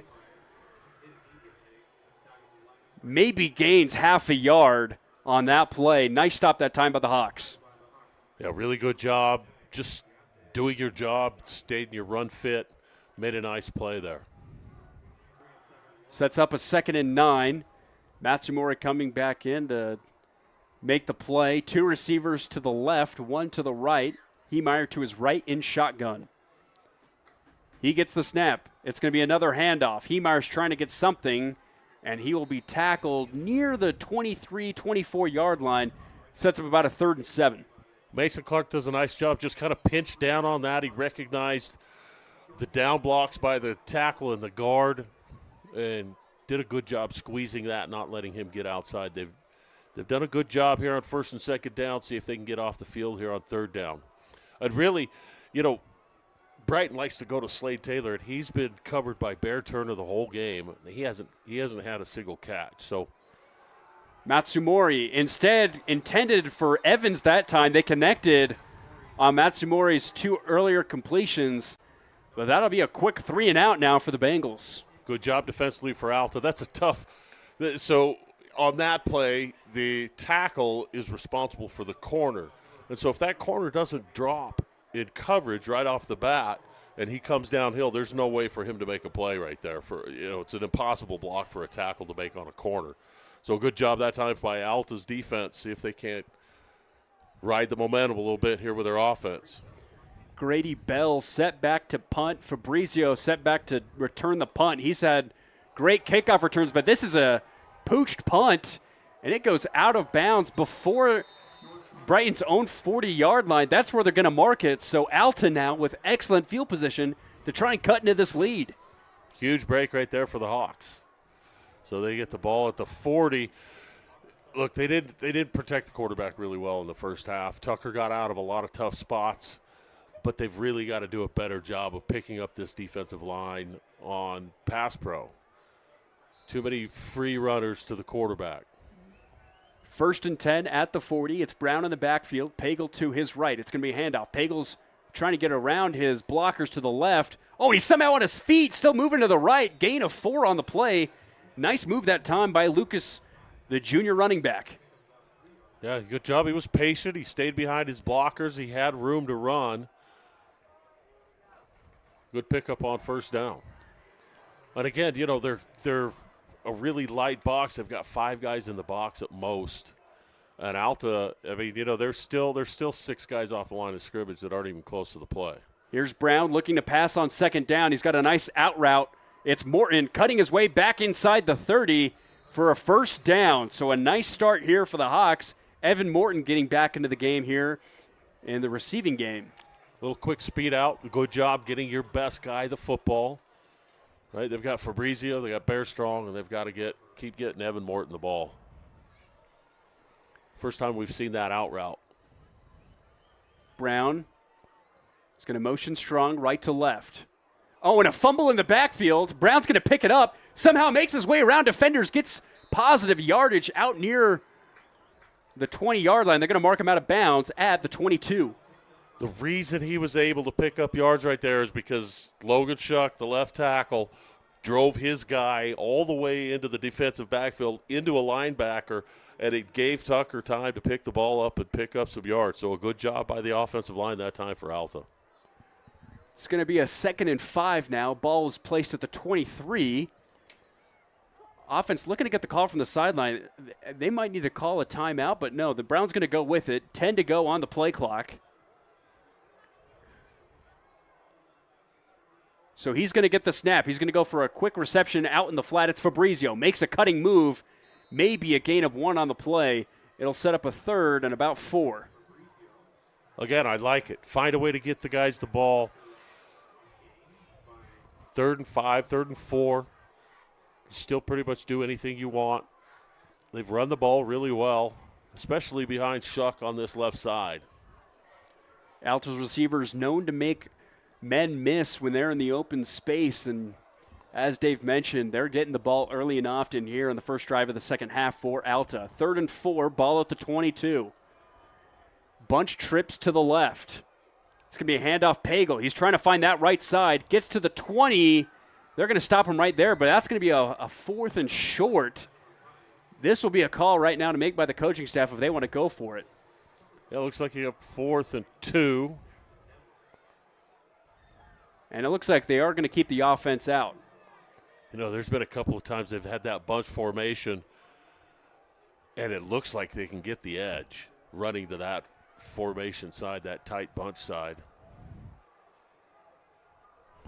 Still trying to get the play in. Clock is winding down. We're now at 10 seconds. Brown's got to run back over to the far hash. So here we go with a 2nd to go on the play clock. It's a handoff up the middle. Pagel has got it and more. He stays on his feet as he pushes his feet past the 15-yard line for a first down. They're going to mark him at the 14. What a run by Lucas. Yeah, really earned every yard on that one. A good job by the O-line. A good job by Pagel. Just staying on his feet. Just being patient behind those blocks. So a good play call there on 4th and short. But look, you know, Alta punched this in. They're back in the ball game. And Brighton's still playing coverage. I mean, you got 4 guys in the box. Here's Brown in the backfield. Pagel to his right. It's going to be a handoff. Here's Lucas up the gut. Maybe gets back to the line of scrimmage on that play. Nice defensive effort by that front for Brighton. Brighton called a little bit of a run blitz there. Both inside linebackers came. And it was just a good defensive play call that time by Coach Sutera. It'll set up a 2nd and 10. Once again, the Hawks are taking their time on these possessions. They want to control the clock. And right now, this is the farthest they've gone and the closest they've been to getting a touchdown tonight. Brown in the backfield. He's going to motion Bear in the flat. Pagel's going to run up the right side. He's tripped up near the 10-yard line. They're going to mark him down at the 11 for a gain of 3. It'll be 3rd and 7. And this is another big 3rd down. A touchdown would go a long way here for the Hawks. Yeah, and I would expect you're in 2-down territory here, 4-down territory. They've shown some patience here on this series, running the ball. Brighton's giving them, again, a light run box, even though they're inside the red zone. Close to a 5-minute drive here. Brown going towards the end zone, almost intercepted in the hands of the defender and then dropped. And it looks like Alta's going to once again send out McAllister and the field goal unit. A field goal here would still make it a 2-possession game. Fabrizio did a really good job there for Alta breaking up that play because that looked like it was intercepted, and he hit that defender, stripped the ball, kept possession for the Hawks. So even though it's not a complete pass, Trevor Fabrizio did a really good job there keeping possession for the Hawks. It's going to be a 27-yard field goal from the right hash. McAllister 1 for 3, and it's blocked! Brighton retains possession. They're running backwards. And they're going to start inside their own 10 at the 8, but Jack McAllister has just had an unfortunate evening tonight. Now 1 for 4 on Staker Parson Materials and Construction kicks. Yeah, that wasn't Jack's fault. That ball rolled back from the center. That was a bad snap. Bad snap, and anytime you have to stutter step on that kick, you're not going to, it's like hitching in your golf swing. You're not going to hit it solid. So here come the Bengals. Matsumori, it was a 3-and-out for him and his offense last go-around, but now they're backed up inside their own 10 at the 5. See if Alta's defense can step up again and make a big play. Hawks showing pressure on the line. They are going to blitz. It's a handoff. Heemeyer, he's stacked up near the 1. And they're going to say he's literally down at the 1-yard line. Bengals going backwards, and they are now in some rough territory. I love the play call, Bennett Coaster, man. When he comes hard. Made a nice play there. Now Brighton's really in a tough spot. I mean, you almost have to quarterback sneak it out of this spot. Inside your 1-yard line. But again, if Alta, you've got to handle the snap perfectly. If Alta can put some pressure on him right here. So here we go, in shotgun, Matsumori. It's going to be a handoff to Heemeyer. He sneaks his way out of the end zone, blocks his way, breaks some tackles, makes it out to about the 6-yard line, close to the original line of scrimmage. That's not going to go down as the best run of the night, but that's a really great run because he got hit at the line of scrimmage at the 1-yard line. It just kept his legs moving, able to pick up 5 yards and at least give him a little bit of breathing room. So it's 3rd and 9. Again, interesting to see if Alta brings some pressure, tries to disrupt this sophomore quarterback a little bit. Here's a 3rd and 9. Matsumori in the shotgun. He's going to fake the count, looking at the sideline. They've got 5 on the play clock and under. Brighton's got to call a timeout right here, and they will. Good time to remind you this game is brought to you by Tiburon Fine Dining. For over 25 years, Tiburon Fine Dining has been one of Utah's premier restaurants. Their award-winning contemporary American cuisine in a warm and friendly setting makes for the perfect night out. Plus, in the fall, you can enjoy a stroll through their working culinary garden. Make your next night out special at Tiburon Fine Dining. Visit them online at tiburonfinedining.com. Also brought to you by Hoof and Vine, a modern American steakhouse. With premium cuts of beef, sustainably farmed poultry and seafood, gluten-free and allergy-friendly options, plus house-made desserts, there is something for everyone. Located on Union Park Avenue in Sandy, it's the perfect place for any occasion. Create an evening to remember at Hoof and Vine. Visit them online at hoofandvine.com. So this is a big 3rd down. Bengals backed up way deep inside their own territory. Alta defense so far in the second half has been showing up. Yeah, really good job. Brighton's started out 3-and-out. See if Alta could get another stop here. They bring pressure. Matsumura going for Evans. It's another back shoulder throw, and it's caught at the 25. What an athlete. What a fantastic back shoulder catch. It looks like they're going to call Evans for pushing off. I didn't see that, but, man, his ability to turn in the air and catch the ball is really impressive. That's who Matsumura has been going to since he's come into this game. It's been him and number 11. Let's see what this call is going to be, and it looks like it might go against the Hawks. But now that's 2 back shoulder throws for Matsumura to Jace Evans, and they've connected now on both. You know, sometimes you just tell your quarterback, just throw it over there. Just throw it up over there. He's our best guy. He's got a height advantage on the corner. He's going to make a play. Yeah, they're going to say it's holding against the defense. It will be declined as the ball was advanced out to the 26 on an excellent catch by Jace Evans. Yeah, he's really shined for the Bengals tonight. So now Brighton with new life on a 1st and 10. Matsumori with a player on his left and right in shotgun. He's going to motion Heemeyer in the flat. It's going to be a handoff up the gut, making some shifty moves. I couldn't see the number that time as he comes up. It looks to be Judah Noeli, who's also been very active for them in short territory. Just a good job by the offensive line for Brighton. Their down blocks are good. Follows his blocker. Mason Clark did a good job for Alta coming up and forcing him back inside. He just didn't have any help from his D lineman there.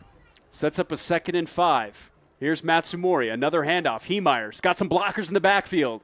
Makes his way out. They're going to mark him down at the 33-yard line. It's going to be a 3rd and short. Little GT counter there. Pull the guard and the tackle. Down block. I mean, it's pretty simple power football, and Brighton's doing a good job of executing. And, you know, it's nice to be able to lean on that run game when you've got a sophomore quarterback who hasn't played a ton of varsity ball. Although he looks pretty poised. He's made some really nice throws. He hasn't panicked. He's handled the ball. He's taken care of it. So here come the big boys with that strong formation, something that worked successfully for them in the first half.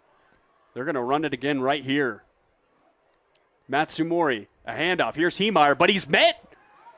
Able to drive his feet. Let's see where they mark this down. Near official says he's exactly at the 35, but the marker's at the 36. So he's going to be a yard short on 3rd down. I'd like to see that adjustment. So Alta got beat by that same formation all the way down the field the first half. And their defense against that, they had a four-man front, and their linebackers were back. That time they loaded the line of scrimmage and came hard off that backside, made a play in the backfield. So we'll see what happens here on 4th down. They're going to go with that same formation. Big guys in the backfield. It's 4th and 1. This would be a huge stop for the Hawks. Matsumori under center. Gets the snap. It's a handoff to Heemeyer. He's met! And I don't think he got it. Denied. Another turnover on downs. Tell you what, this Alta Hawks defense is stepping up. They're keeping them in the game. Really good job that time. I love that the defensive coordinator and his staff made those adjustments at half to be able to stop that, because it was really an unstoppable formation and drive, and they stuffed them twice. Bennett, Coaster, and company celebrating once again, and that linebacker has been very active all night long. Leads the team in tackles per game at almost 12, and you can just see how effective he is when he's able to get into the backfield. Yeah, Bennett's a baller. He comes hard. He's a football player. So once again, Alta set up in great territory. They just haven't been able to get a touchdown yet. Here's Brown out in the flat to Bear Strong, but it's a low throw, and he maybe loses about a half yard on the play. Yeah, that's a timing play. They play action that or RPO that. And typically when you RPO that, it gives that defensive back another step downhill as opposed to just turning and throwing it out there. If you're going to throw it out there, get it out there as quick as you can. It's a little tougher with the RPO look. So now 2nd and 11 at the 36-yard line. And you really can't afford going for field goals from this point out, as they still trail it by 18. Bunch trips to the left. They're going to go with a quick out route. Once again, it's Fabrizio. Let's see where they mark him out of bounds. They're going to say he's out at the 30, so it's a gain of 6 on the play. It'll set up a 3rd and 5. I don't know if that was another option for Tucker Brown, but the offensive line ran counter to the right, which froze the linebackers. Fabrizio just not quite able to break that tackle, but I still like, get him the ball. He makes guys miss. And, you got Morton down here. You could run him to the corner of the end zone, which they might just do. So now here's trips to the weak side, and it looks like they might have gotten Brighton to jump off. We had some early motion, but this could be against Alta as well. No, it's going to be against the Bengals. All right, now you got 3rd one. You can just pound this one. I mean, depending exactly where this ball was, this could be a first down. Wow.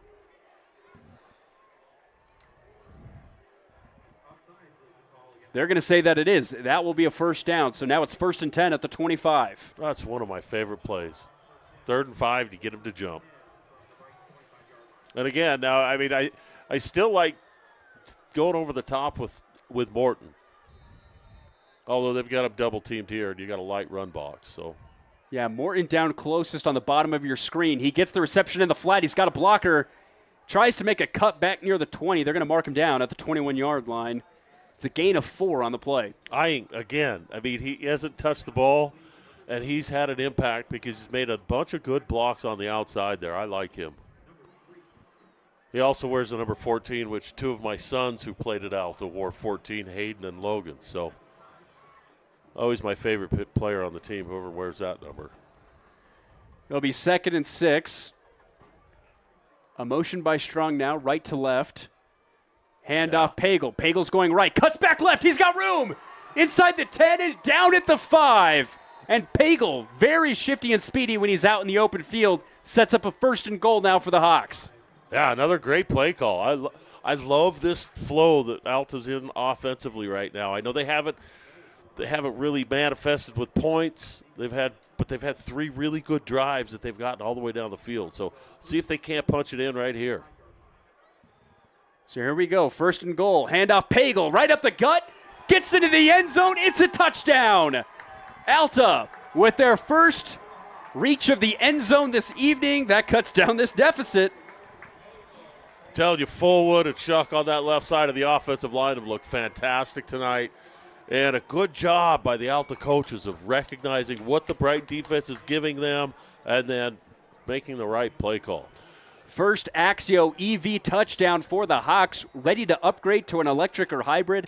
Axio EV has hundreds of used electric vehicles and hybrids in stock at fantastic prices. PAT is up and good.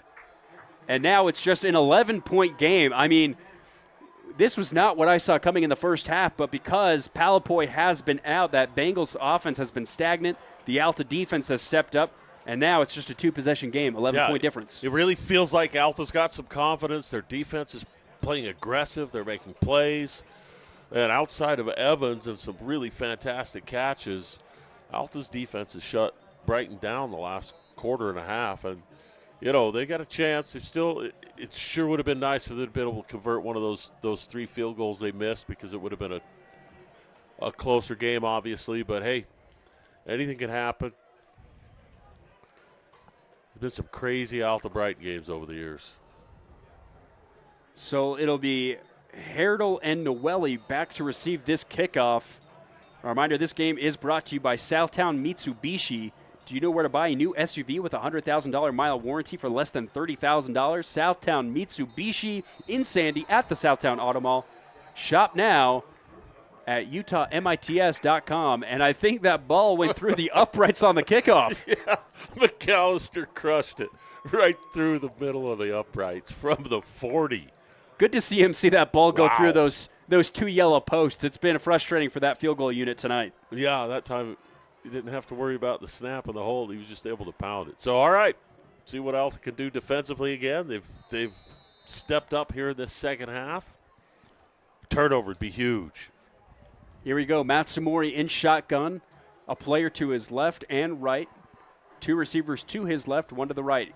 Ball at the 20. Motion. Heemeyer in the flat. It's going to be a handoff up the gut. Noelle's got it. Breaks some tackles, but maybe gets back to the line of scrimmage. Yeah, Alta's defensive line, they know what's coming now. Every time they see that down block and the 2 guards pulling, the linebackers, Coaster's done a fantastic job following those pulling guards and getting into the backfield. And Brighton needs to kind of find something else. We haven't seen Slade Taylor with the ball. I know that Bear Turner's been over him, and Bear's a fantastic defender. But Slade Taylor makes guys miss. Get him the ball. Let some of your playmakers make some plays. You know, they've found Evans a few times. Bengals trying to run this clock out, as you can tell as well. Last play here of the third quarter, handoff Heemeyer, left side, follows his blockers, gets out to the 25, and that is where we will end this third quarter. Brighton leads it still by 2 possessions, but Alta able to cut into that deficit as we head into the fourth here on KSLSports.com on the Rewind Sports Network.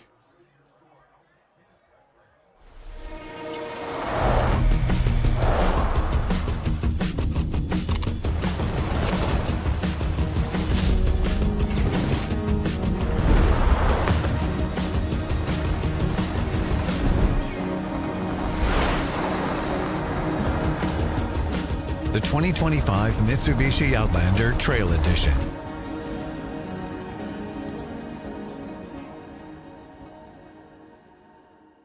Have you ever wanted to get $2,000 more for your trade-in? Well, now you can with the power of 3. 1. Go to kbb.com or kellybluebook.com. 2. Put your VIN number and your miles in and get the value on your vehicle. And 3. Get into Generous Auto in the Sandy Southtown Auto Mall, where we're giving you $2,000 more than KBB for your trade-in. GenerousAuto.com, Sandy Southtown Auto Mall, creating smiles for miles.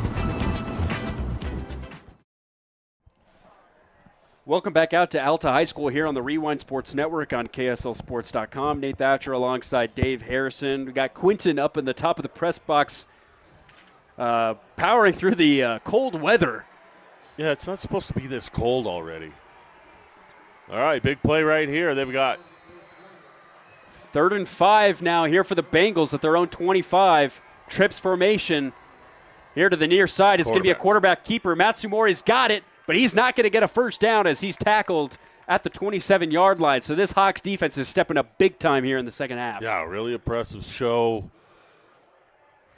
by the Hawks up front. You know, they're loading it up, and those linebackers are making plays. The defensive line's holding their own. Really, another big possession here for the Hawks. If they could get it down the field, get it in the end zone again, go for 2, you can cut it to a 3-point game. They got too many guys on the field. Here we go. Here's Fabrizio, set back deep to receive. It's another short punt. It's going to be caught at his own 38. Fabrizio stumbling, able to bring it out to the 44-yard line, and that is where the Hawks will start their next possession. A reminder, this game brought to you by Generous Auto. Get $2,000 more for your trade-in at Generous Auto. Check your vehicle's value on KBB.com, then bring it to Generous Auto at the Southtown Auto Mall in Sandy for $2,000 over KBB. Generous Auto, creating smiles for miles. So the Hawks moved the ball slowly but surely, got a touchdown on the ground last time around. I mean, now you're facing a little bit of a time crunch here, 11 minutes left. You have to get 2 touchdowns. Do you think they kind of keep the similar pace and keep going on the ground? You've got plenty of time, 11-15. You're going to get at least 3 possessions for the remainder of the game. Just be patient. Take what they give you. A little over. Ooh. Brown looking for Pagel on a check down. It's incomplete. And that'll set up a 2nd and 10. Oh, Bear Strong ran a great route, just kind of a little over route, wide open in the middle of the field. I didn't see the pass rush that time, so I don't know if Tucker had time to even look downfield. He checked it down. And he's pressured quickly, had to move to his right. Yeah, they need to stay patient. Brighton's still giving, a light box where you ought to be able to run it. You got plenty of time. So here we go, 2nd and 10. 3 receivers to the left. It's going to be a quick slant up the middle. It's Bear Strong. He catches it, gets it out to the Brighton 49-yard line. It'll set up a 3rd and short. Holy cow, man. He came across the middle. I thought he was going to get killed. Just like you mentioned, they've had some opportunities up the middle, but you haven't seen the ball get that direction too often tonight. No, Tucker hasn't had time to really throw the ball. They've got to pick up pressure a little bit better. So it's a 3rd and 3 at the 49. Motion by Bear. Ball is tipped for a second. Pagel's got it, and he's maybe going to get back to the line of scrimmage. And that's going to set up a 4th down. And they've had some issues tonight with those snaps in the backfield. Yeah. It really screws your timing up. Anytime the quarterback doesn't catch it right at his chest, the timing's just off a little bit. Not a whole lot you can do. But the Hawks are feeling confident. They're going to go for it on 4th down because of what their defense has been able to do with Matsumori in for the Bengals tonight. I mean, ever since Matt Moore's come in, they've had one really good touchdown drive, but other than that, they haven't gone anywhere. Yeah, big play here for the Hawks.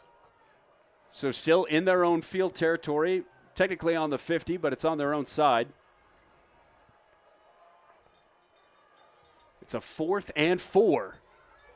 Brown, play action pass. He's got time. Goes over the middle. It's caught. Bear Strug's got it at the 41-yard line, and the Hawks needed that. That keeps the chains moving. Oh, that was close. Caleb Leone just about picked that off for Brighton. Tucker fitting it into tight windows. And, anytime you're dropping 8 guys into coverage, every window is going to be a lot tighter. And so Tucker does a good job, Bear Strong. I'm telling you what, that's not an easy catch to come across the middle when you've got linebackers dropping into coverage and catch the ball in traffic like that. He's done it twice, so good job there. Brown gets the snap, another play action. He's going to Morton out in the flat on the far side. Morton makes a cutback, spins around, and he'll be down near the 35. It'll be a gain of 6 on first down. I thought he was going to hand the ball off there. He had all sorts of room to run. But a good job. Get the ball into your playmaker's hands. Another good block on the outside there, and Alta's, 2nd and 4. It's a way to stay ahead of the chain, stay patient. Again, anytime you want to run the ball, man, it's there. So here we go, 2nd and 4, ball at the 35. It's going to be a handoff to Pagel, up the middle. Wow, and somehow he just speeds his way to a first down. It's like a flash of lightning. All of a sudden, he gains 6 yards on the play. I'll tell you, for somebody who hasn't played a ton of running back, Bagel's running the ball really hard. He hit the hole. He's been patient when he needs to be, and when that hole's there, he's hitting it hard. A lot of north and south running for the Hawks tonight, keeping them in the ball game. Another good play call. I like this offensive game plan they've got tonight for the Hawks. They've done a good job executing. 1st and 10 at the 29. Brown. Another handoff to Pagel. He's going to his right. Gain of about 2 on the play, but nothing more than that. A little more success when they've run the ball left, but you've got to keep that defense honest. Once again, the Hawks in no rush here to try and get a score, as we now are under 8 minutes to go here in the game.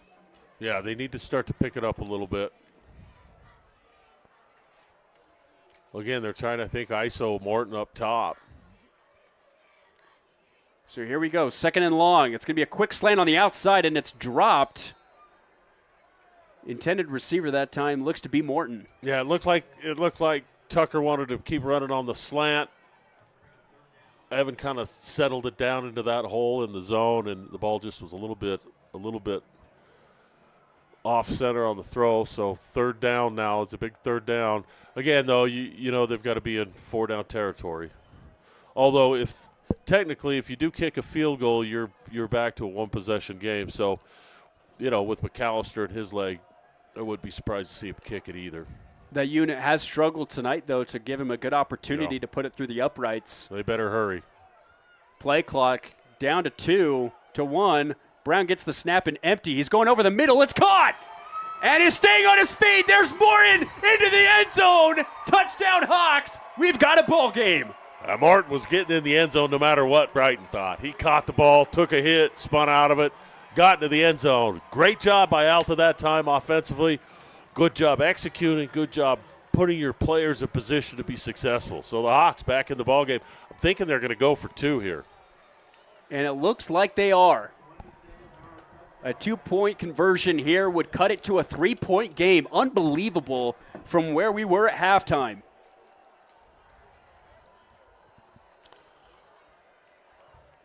Interested to see if they keep Palapoy on the bench. I was told in the Brighton locker room at halftime that he could play if they needed him. So we'll see. Well, you got an out route up top to Morton. So here we go. Brown with the snap. Morton has the out route. Instead, he's going to go to the near side of the end zone. It's caught. 2-point conversion is good. And what a catch by Evan Ayink in the near side of the end zone. It's a 3-point game. Yeah, big time throw there. I'm telling you what, I don't know how he found Ayuk for the catch. And we've seen him make blocks on the outside. Great team player.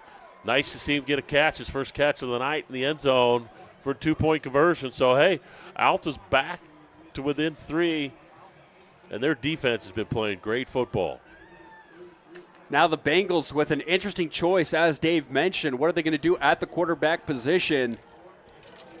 As the Bengals are going to need to have something right here if they want to secure this win. That does come with region implications. With a win tonight, they would be 4-1 in region play, tied with Woods Cross, but they did beat Woods Cross earlier in the season, which would give them the tiebreaker. It would be their 5th region title in 6 years. Well, Alta would love nothing more than to stop that from happening. I can't even tell you how many incidents happened between Brighton and Alta the years that I coached at Alta, whether it were students or players or coaches. Just a lot of rivalry history here. And so for Alta to step up and play as well as they are tonight kind of adds another chapter to the rivalry. And the kick is through the back of the end zone, unsurprisingly. So out comes Brighton. Brighton's offense with, and we haven't seen this in a while, some work to do. Yeah, and again, Evans has been their go-to guy ever since Palapoy's been out of the ball game. They haven't seen Slade Taylor. Tell you what, Bear Turner's done a good job shutting him out. He's the one player I really thought Brighton needed to get involved in this game plan, and he's been taken out of it. So it is going to be Griffin Matsumori back out once again for this Bengals offense. Biggest drive of the night so far for him when he's been on the field. He'll get the snap. It's a handoff up the middle. And Noelle is tackled, but it looks like it's going to be a flag against the Hawks defense after a gain of 1. Horse collar. Just by the way he got slung around and his feet flipped up in the air, I would expect it's either a face mask or a horse collar. But again, good, hard, aggressive defense by the Hawks. And they're going to say it's a face mask against the defense. Big penalty that allows the Bengals to keep the ball rolling, first down and a gain of 15. You know, if Brighton could just keep running the football, you know, that's the formula for success and for winning the football game. Just keep the ball away from Alta's offense. But Alta's done a pretty good job the last couple of quarters stopping that run game. Matsumori in the backfield, 3 receivers to his right and 1 to his left. It's going to be a play action. It's a middle screen up the middle, and his receivers got room and more. Slade Taylor out to the 41-yard line, and just as we mentioned, we haven't seen him all night. He shows up when he's needed most. Somebody get the license plate of that truck. That'll go, Slade. That's a nice throw, nice catch. Just a little tunnel screen, and I'm telling you what, you get Slade the ball, he goes downhill hard. One of the most coachable kids out there, works hard, does whatever his coach asks. Good to see him get involved a little bit here in the offense. A huge pickup for Matsumori and the offense as they're now in Hawk territory at the 41-yard line. Matsumori gets the snap. It's going to be another handoff. Noelle cuts back inside, gets maybe to the 38-yard line for a gain of 3 on first down. Yeah, that's what you want if you're Brighton. Pick up 3 or 4 yards on first down. Pick up 3 or 4 yards on second down. Keep that clock moving. Be patient. You know, you're at the point now in the game where you want to run that play clock all the way down inside of 5 seconds every single time. So good job there. The coach sends a play in with about 20 seconds. That times it out to where you're going to snap the ball with about 5. So here we go, 2nd and 7 at the 39. Bengals just letting that play clock milk down. Matsumori, another handoff. Here's Noelle up the right side. He's got room and more. Cuts back and gets down inside the 20. What a run by Judah Noelle. Brighton offensive line stepping up when they have to, opening up some holes, and you know, as good a job as Alta's defense has done lately, this drive, the Brighton offensive line has kind of taken over. And Alta's going to need to hold Brighton to a field goal here if they want to have a chance to win this game in regulation. Well, there's still a lot of time left, 5 minutes. We played a Lehigh game where the last 5 minutes there were 42 points scored. So wow, anything can happen.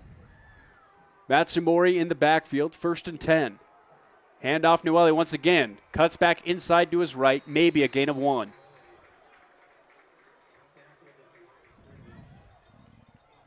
Noelle's had an excellent evening. He averages about 66 rush yards per game. He's had 4 touchdowns on the year, and we haven't really seen him in a lot of good action until this drive. I expect you're going to see Brighton try to keep the ball on the ground, but they've run the ball enough that you may get a play action with a linebacker or somebody down the seam behind a linebacker. So here's the handoff. Noelle once again cuts back, moving to his right, and he will be down near the 15-yard line.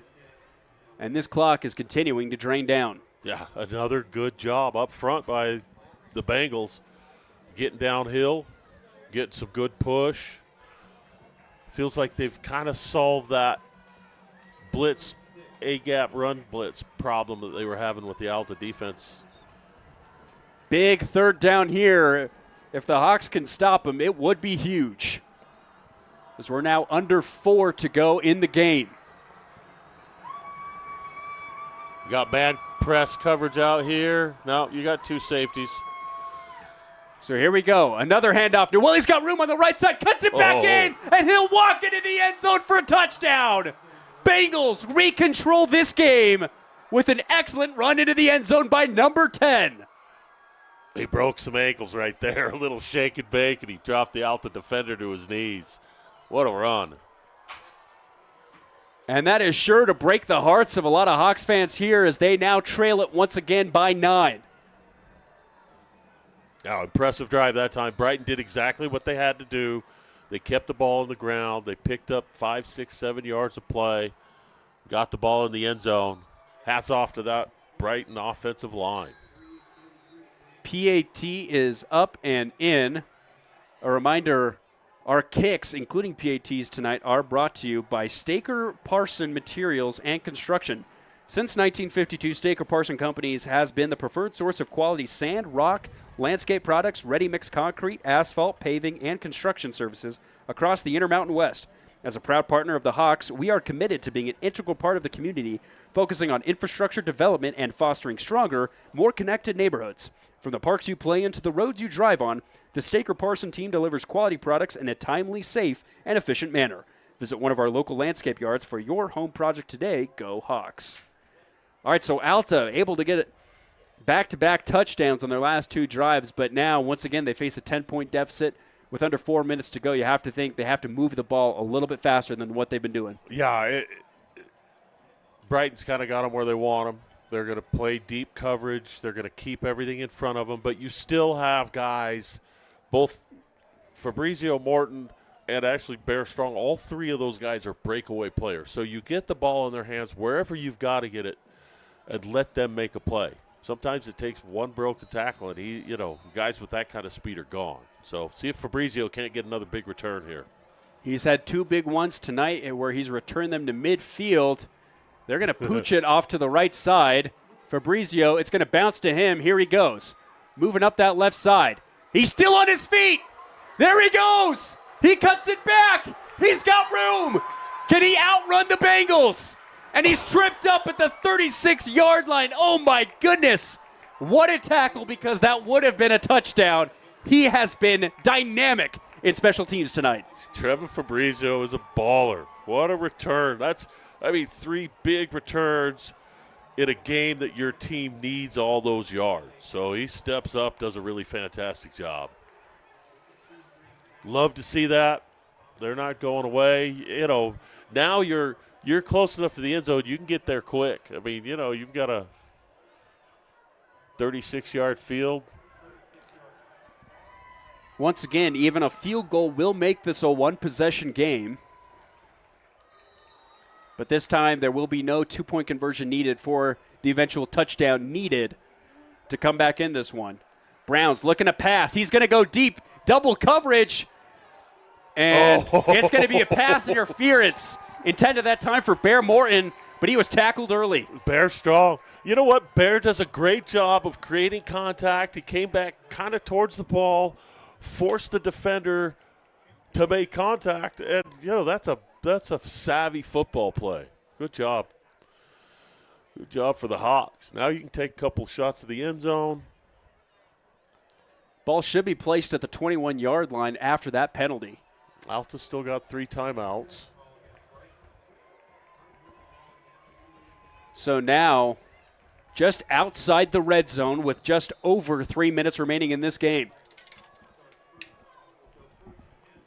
Brighton still is going to try and force him to run the ball.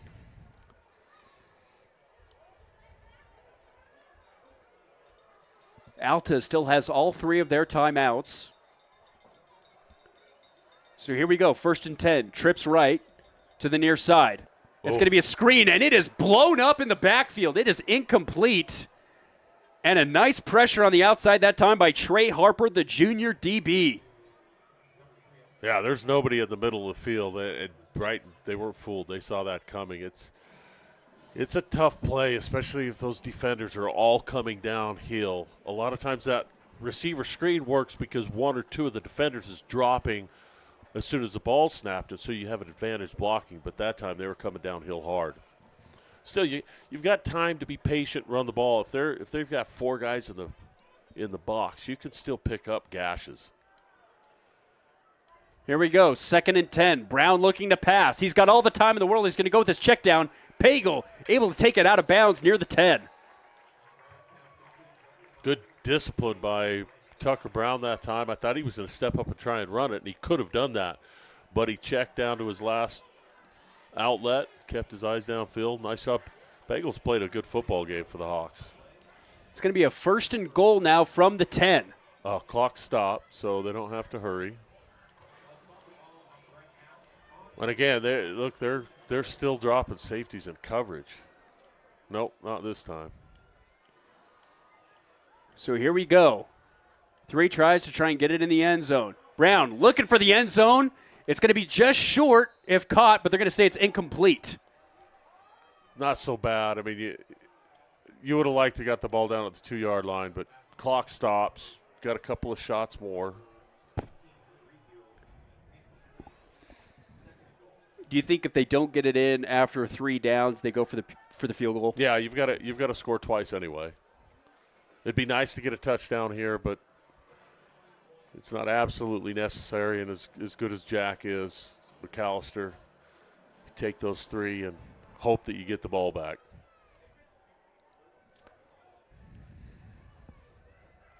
All right, so here we go. Trips near side. 2nd and goal from the 10. Brown with a quick pass. Caught by Fabrizio, but it's blown up in the backfield once again. And who else but Trey Harper? Yeah, it didn't work last time. Didn't work this time. It's, you're at the 10, 12-yard line throwing side to side. Your defense is compact. You're not spread out over 30 or 40 yards. They're all packed in within 10-yard lines. So side to side is a tough way to get yards down here in the That keeps the clock moving. So here we go. 3rd and goal from the 11. A motion by Pagel. Left to right. He's going for the end zone. It's caught at the 2, but stopped short. Now this is interesting. Let's see what they decide to do right here. Well, if you decide to kick the ball right here, you're still playing. If you go for it and don't make it, game's over. We've got a Bengal player down near the 5-yard line. We'll take a timeout as they assist him near the goal line. Brighton leads it 28-18. Welcome back to the UCCU Saving Spotlight. Today's play of the day goes to Becky, a single mom who just got her son Max a youth debit card from UCCU. This is a big win for Max, who knows that UCCU mobile banking makes it easy for his mom to add money to his debit card anytime.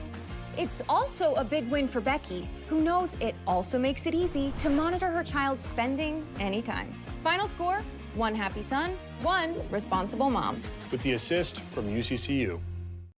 With a tab spend checking account, you earn big rewards. It's hard to not make a scene. Cash your card. Oh, my card's right here. That's a big card. You should see how much it's earned me. Sorry, Grandma. Tab Spend isn't just another checking account. It's packed with benefits. How do I get one? Just scan this QR code or go to tabbank.com. It's all online and super easy to get started.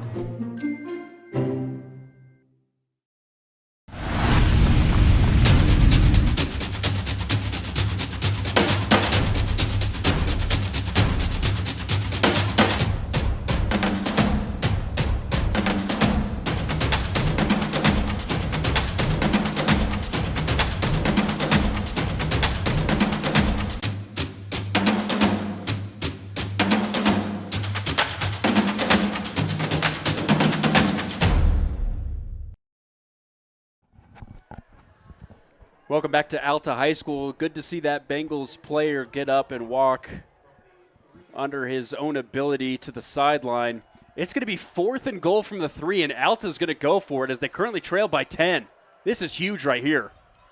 Gutsy call. Oh, and he might have gotten Brighton to jump off sides, and he did. So you're going to get an extra 2 yards. It's a much more makeable play.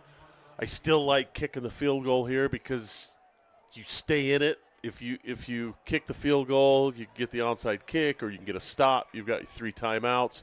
If you don't get the touchdown here, the Bengals are backed up, but that's pretty much ball game. So here we go, a handoff to Pagel, and he stopped short. I don't think he got there. Nope, just short. They're going to mark him down at the 1, and what a stand by this Bengals defense with their backs against the wall.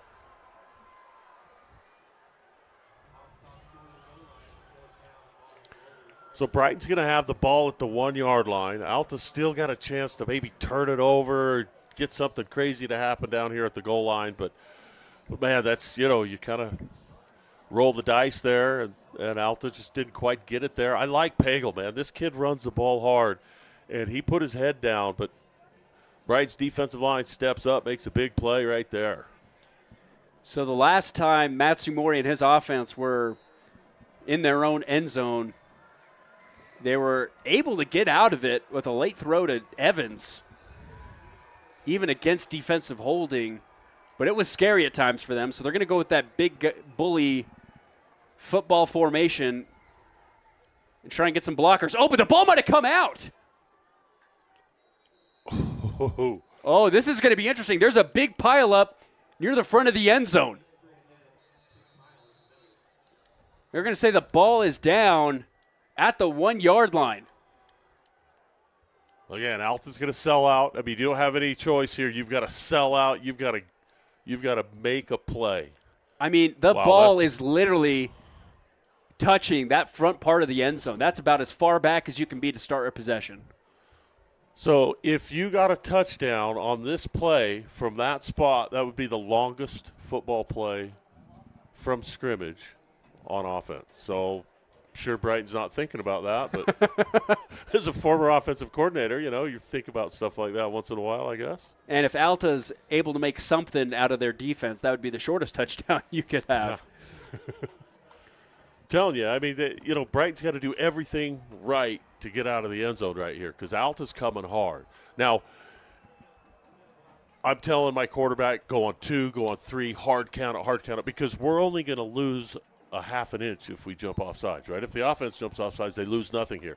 If the defense jumps off sides, it gets you out of scary position. You're out of the end zone. So you're going to go hard count it here, maybe hard count it 2 or 3 times and call a timeout. Try and get Alta to jump.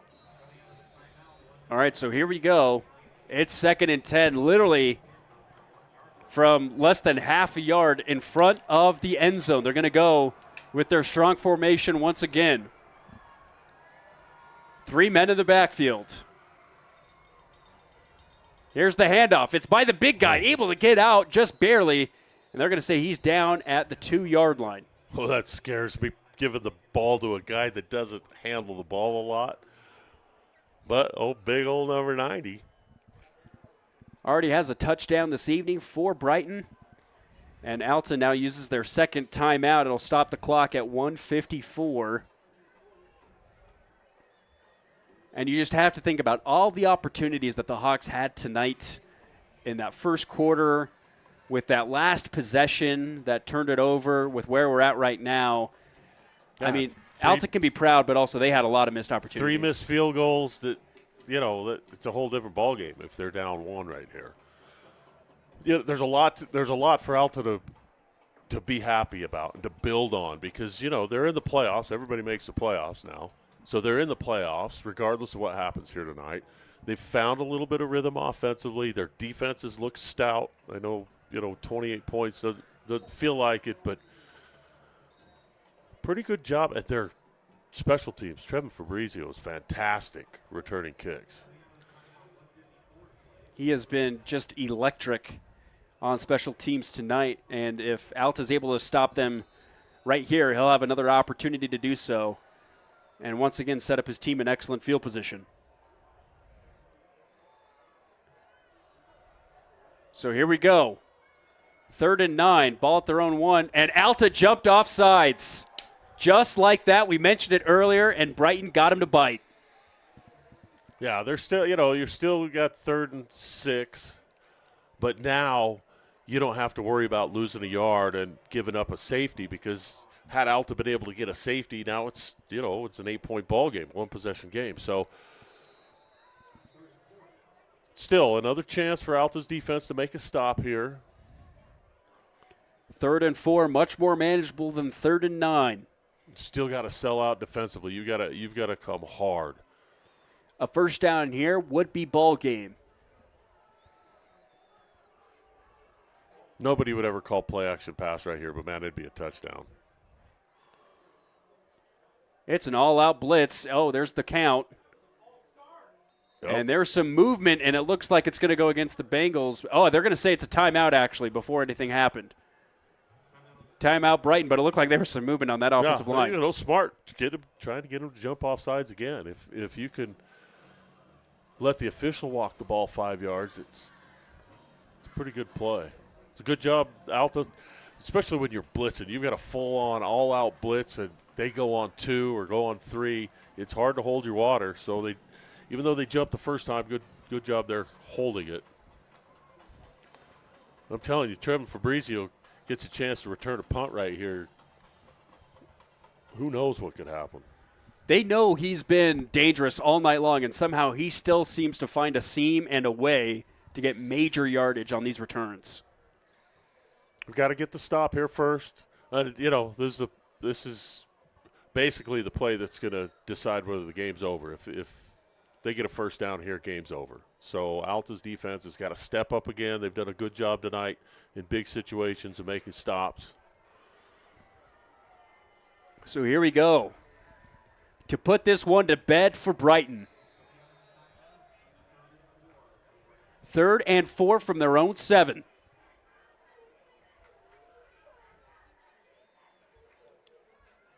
Here's the snap. They are going to go for a pass. It's a fader intended for Evans, but it's thrown out of bounds.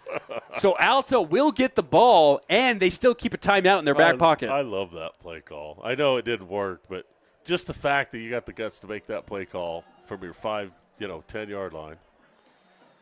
And frankly, I thought it would work. I think a little better play action right there and straight down the middle maybe was there. That little fade went right into the corner. So chance for Fabrizio again. Watch the hard count. Hard count gives him a first down, so make sure you hold your water. He's lined up at midfield.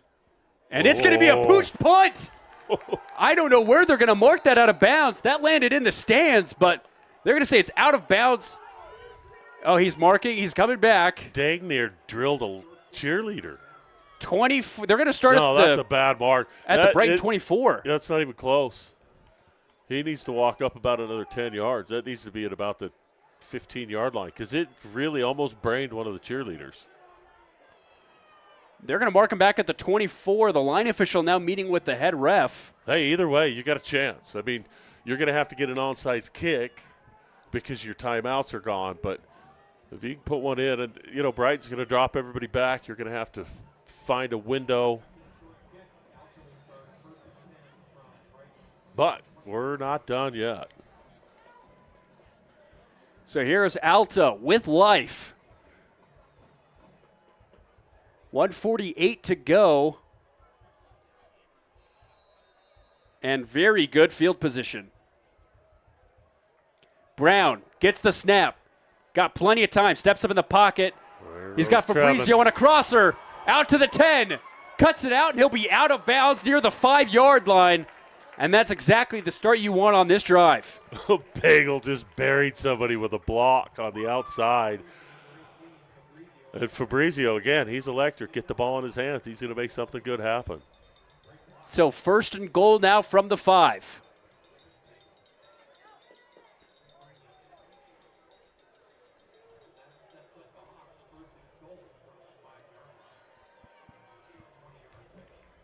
Players moving around into the formation.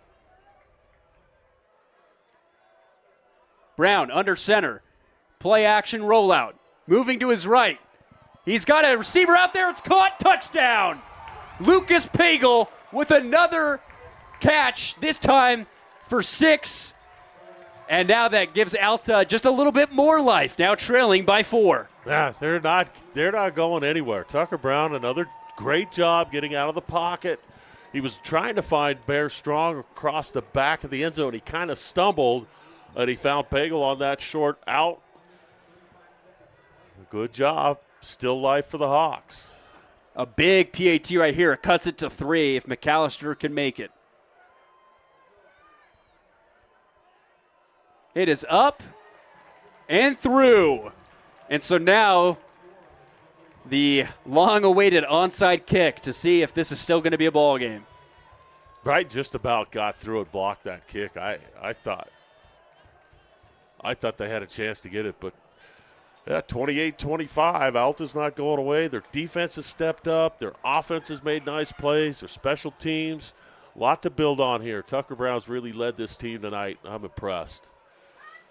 Much better game plan and much better feel on the sideline for the Hawks tonight than we saw earlier in this year, and especially going into the playoffs. You never know. They're probably going to end up in the 20s with their seeding, but it takes one upset, and all of a sudden you've got a pretty clear path. So we'll see what happens. It'll be good for them to get a little momentum, see if they can't get – Jack McAllister's one of the best kickers around, and all they do is just practice kicking every day, so you'd think they're going to have something pretty good planned here. Lots of shifting right now by the Bengals. Here's the onside kick. Oh, it's high. Oh! It's caught by the Bengals. It was Jackson Thompson, but he got blown up. Bear Turner broke him. He hit him so hard. That is a gutsy play. Wow, what a hit. Jackson Thompson, I'm telling you what, hats off to him because he knew he was going to get blown up, and he got blown up, and he still held on. What a reception on that onside kick. There's nothing more terrifying than being on Hans' team. Yeah, Bear Turner blew him up. He's going to have nightmares. And now we're going to have a penalty against the Hawks. Too many men on the field.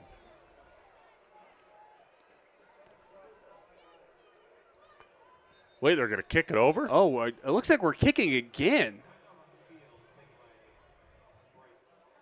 Yeah, and it looks like the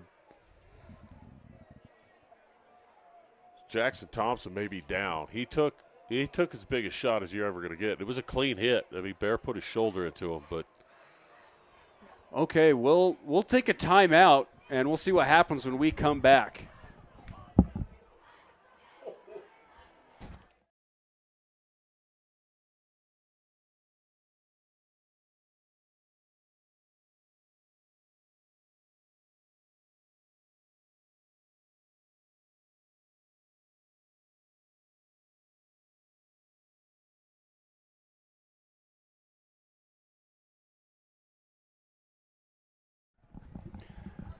Welcome back to Alta High School. It looks like we're going to have a re-kick of the onside. McAllister and company are back out, but now – so the penalty was against them. It's interesting, though. So They're going to have a re-kick, though. It doesn't look like – I don't know if Brighton had a chance to ball. deny. So they had 12 men on the field.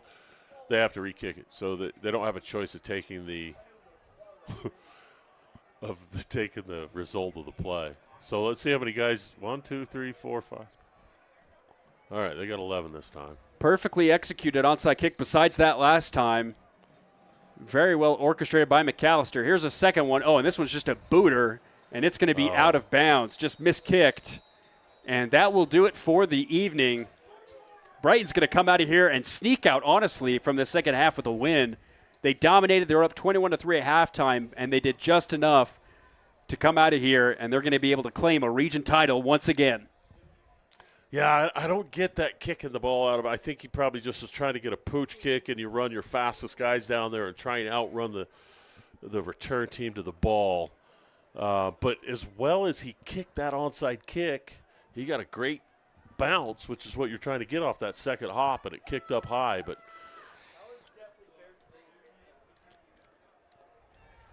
so you have to think that the Bengals are going to run this one out. Well, they've got one timeout, so they're going to have to. They can't just run it out. They've got to pick up a first down.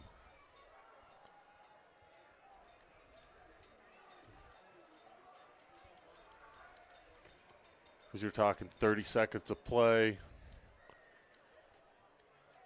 But you've got one timeout, so I mean it's going to be tough. You're going to have to hope for a miracle at this point. So here we go. Here's Matsumori and Noelle in the backfield. Hand off Noelle. Up the right side. He's got room and more. Bounces out for a first down. And what a run. That should do it for the evening. We've got another player down near the line of scrimmage. And I couldn't see a number. It looks like it's down. I think it was 77, and I didn't see what happened. You know, I mean, they come out in too deep defense in a situation where they're going to run the ball no matter what. I mean, you got to load that box up and stop that run. You can't give up 10 yards on first down. Good to see him get up. It looks like he's grabbing his right arm. Velaminusi. And so now the Bengals have first down. Alta's used their timeout. Less than a minute and a half to go. And this one should be over. Yeah, they should be able to kneel it out now. So with this win tonight, the Bengals will now have won 4 of their last 5. After losing 4 of their first 5 of the season, they're going to move to 500 on the year, 4-1 in region play. And they were just able to absolutely turn things around once region play started. They had a tough slate to start out this season. Games against Davis, Corner Canyon, and Crimson Cliffs. And that's where those losses came from, as well as Ridgeline. I mean, they really had a tough ask. You know, and if you could stay healthy, you get so much from playing those good football teams early in the year. I like coaches that schedule tough teams despite the RPI. Because, you know, the benefit of playing a bunch of 4A teams if you're a 5A school or some of the weaker 5A teams is that you automatically get bumped up in the RPI. It's just the way it works, unfortunately. And so I like the fact that Brighton played good teams early in the year because it really helps your team gain confidence that you can compete with anybody. And you know, it's shown late in the year for the Bengals. As this clock winds down, it should be a good time to bring up our Tab Bank helmet sticker of the game. And, Dave, who would we like to give out this helmet sticker to tonight? I think Jace Evans was just fantastic. He made some really good plays, a couple of back shoulder catches, plus the touchdown that he had.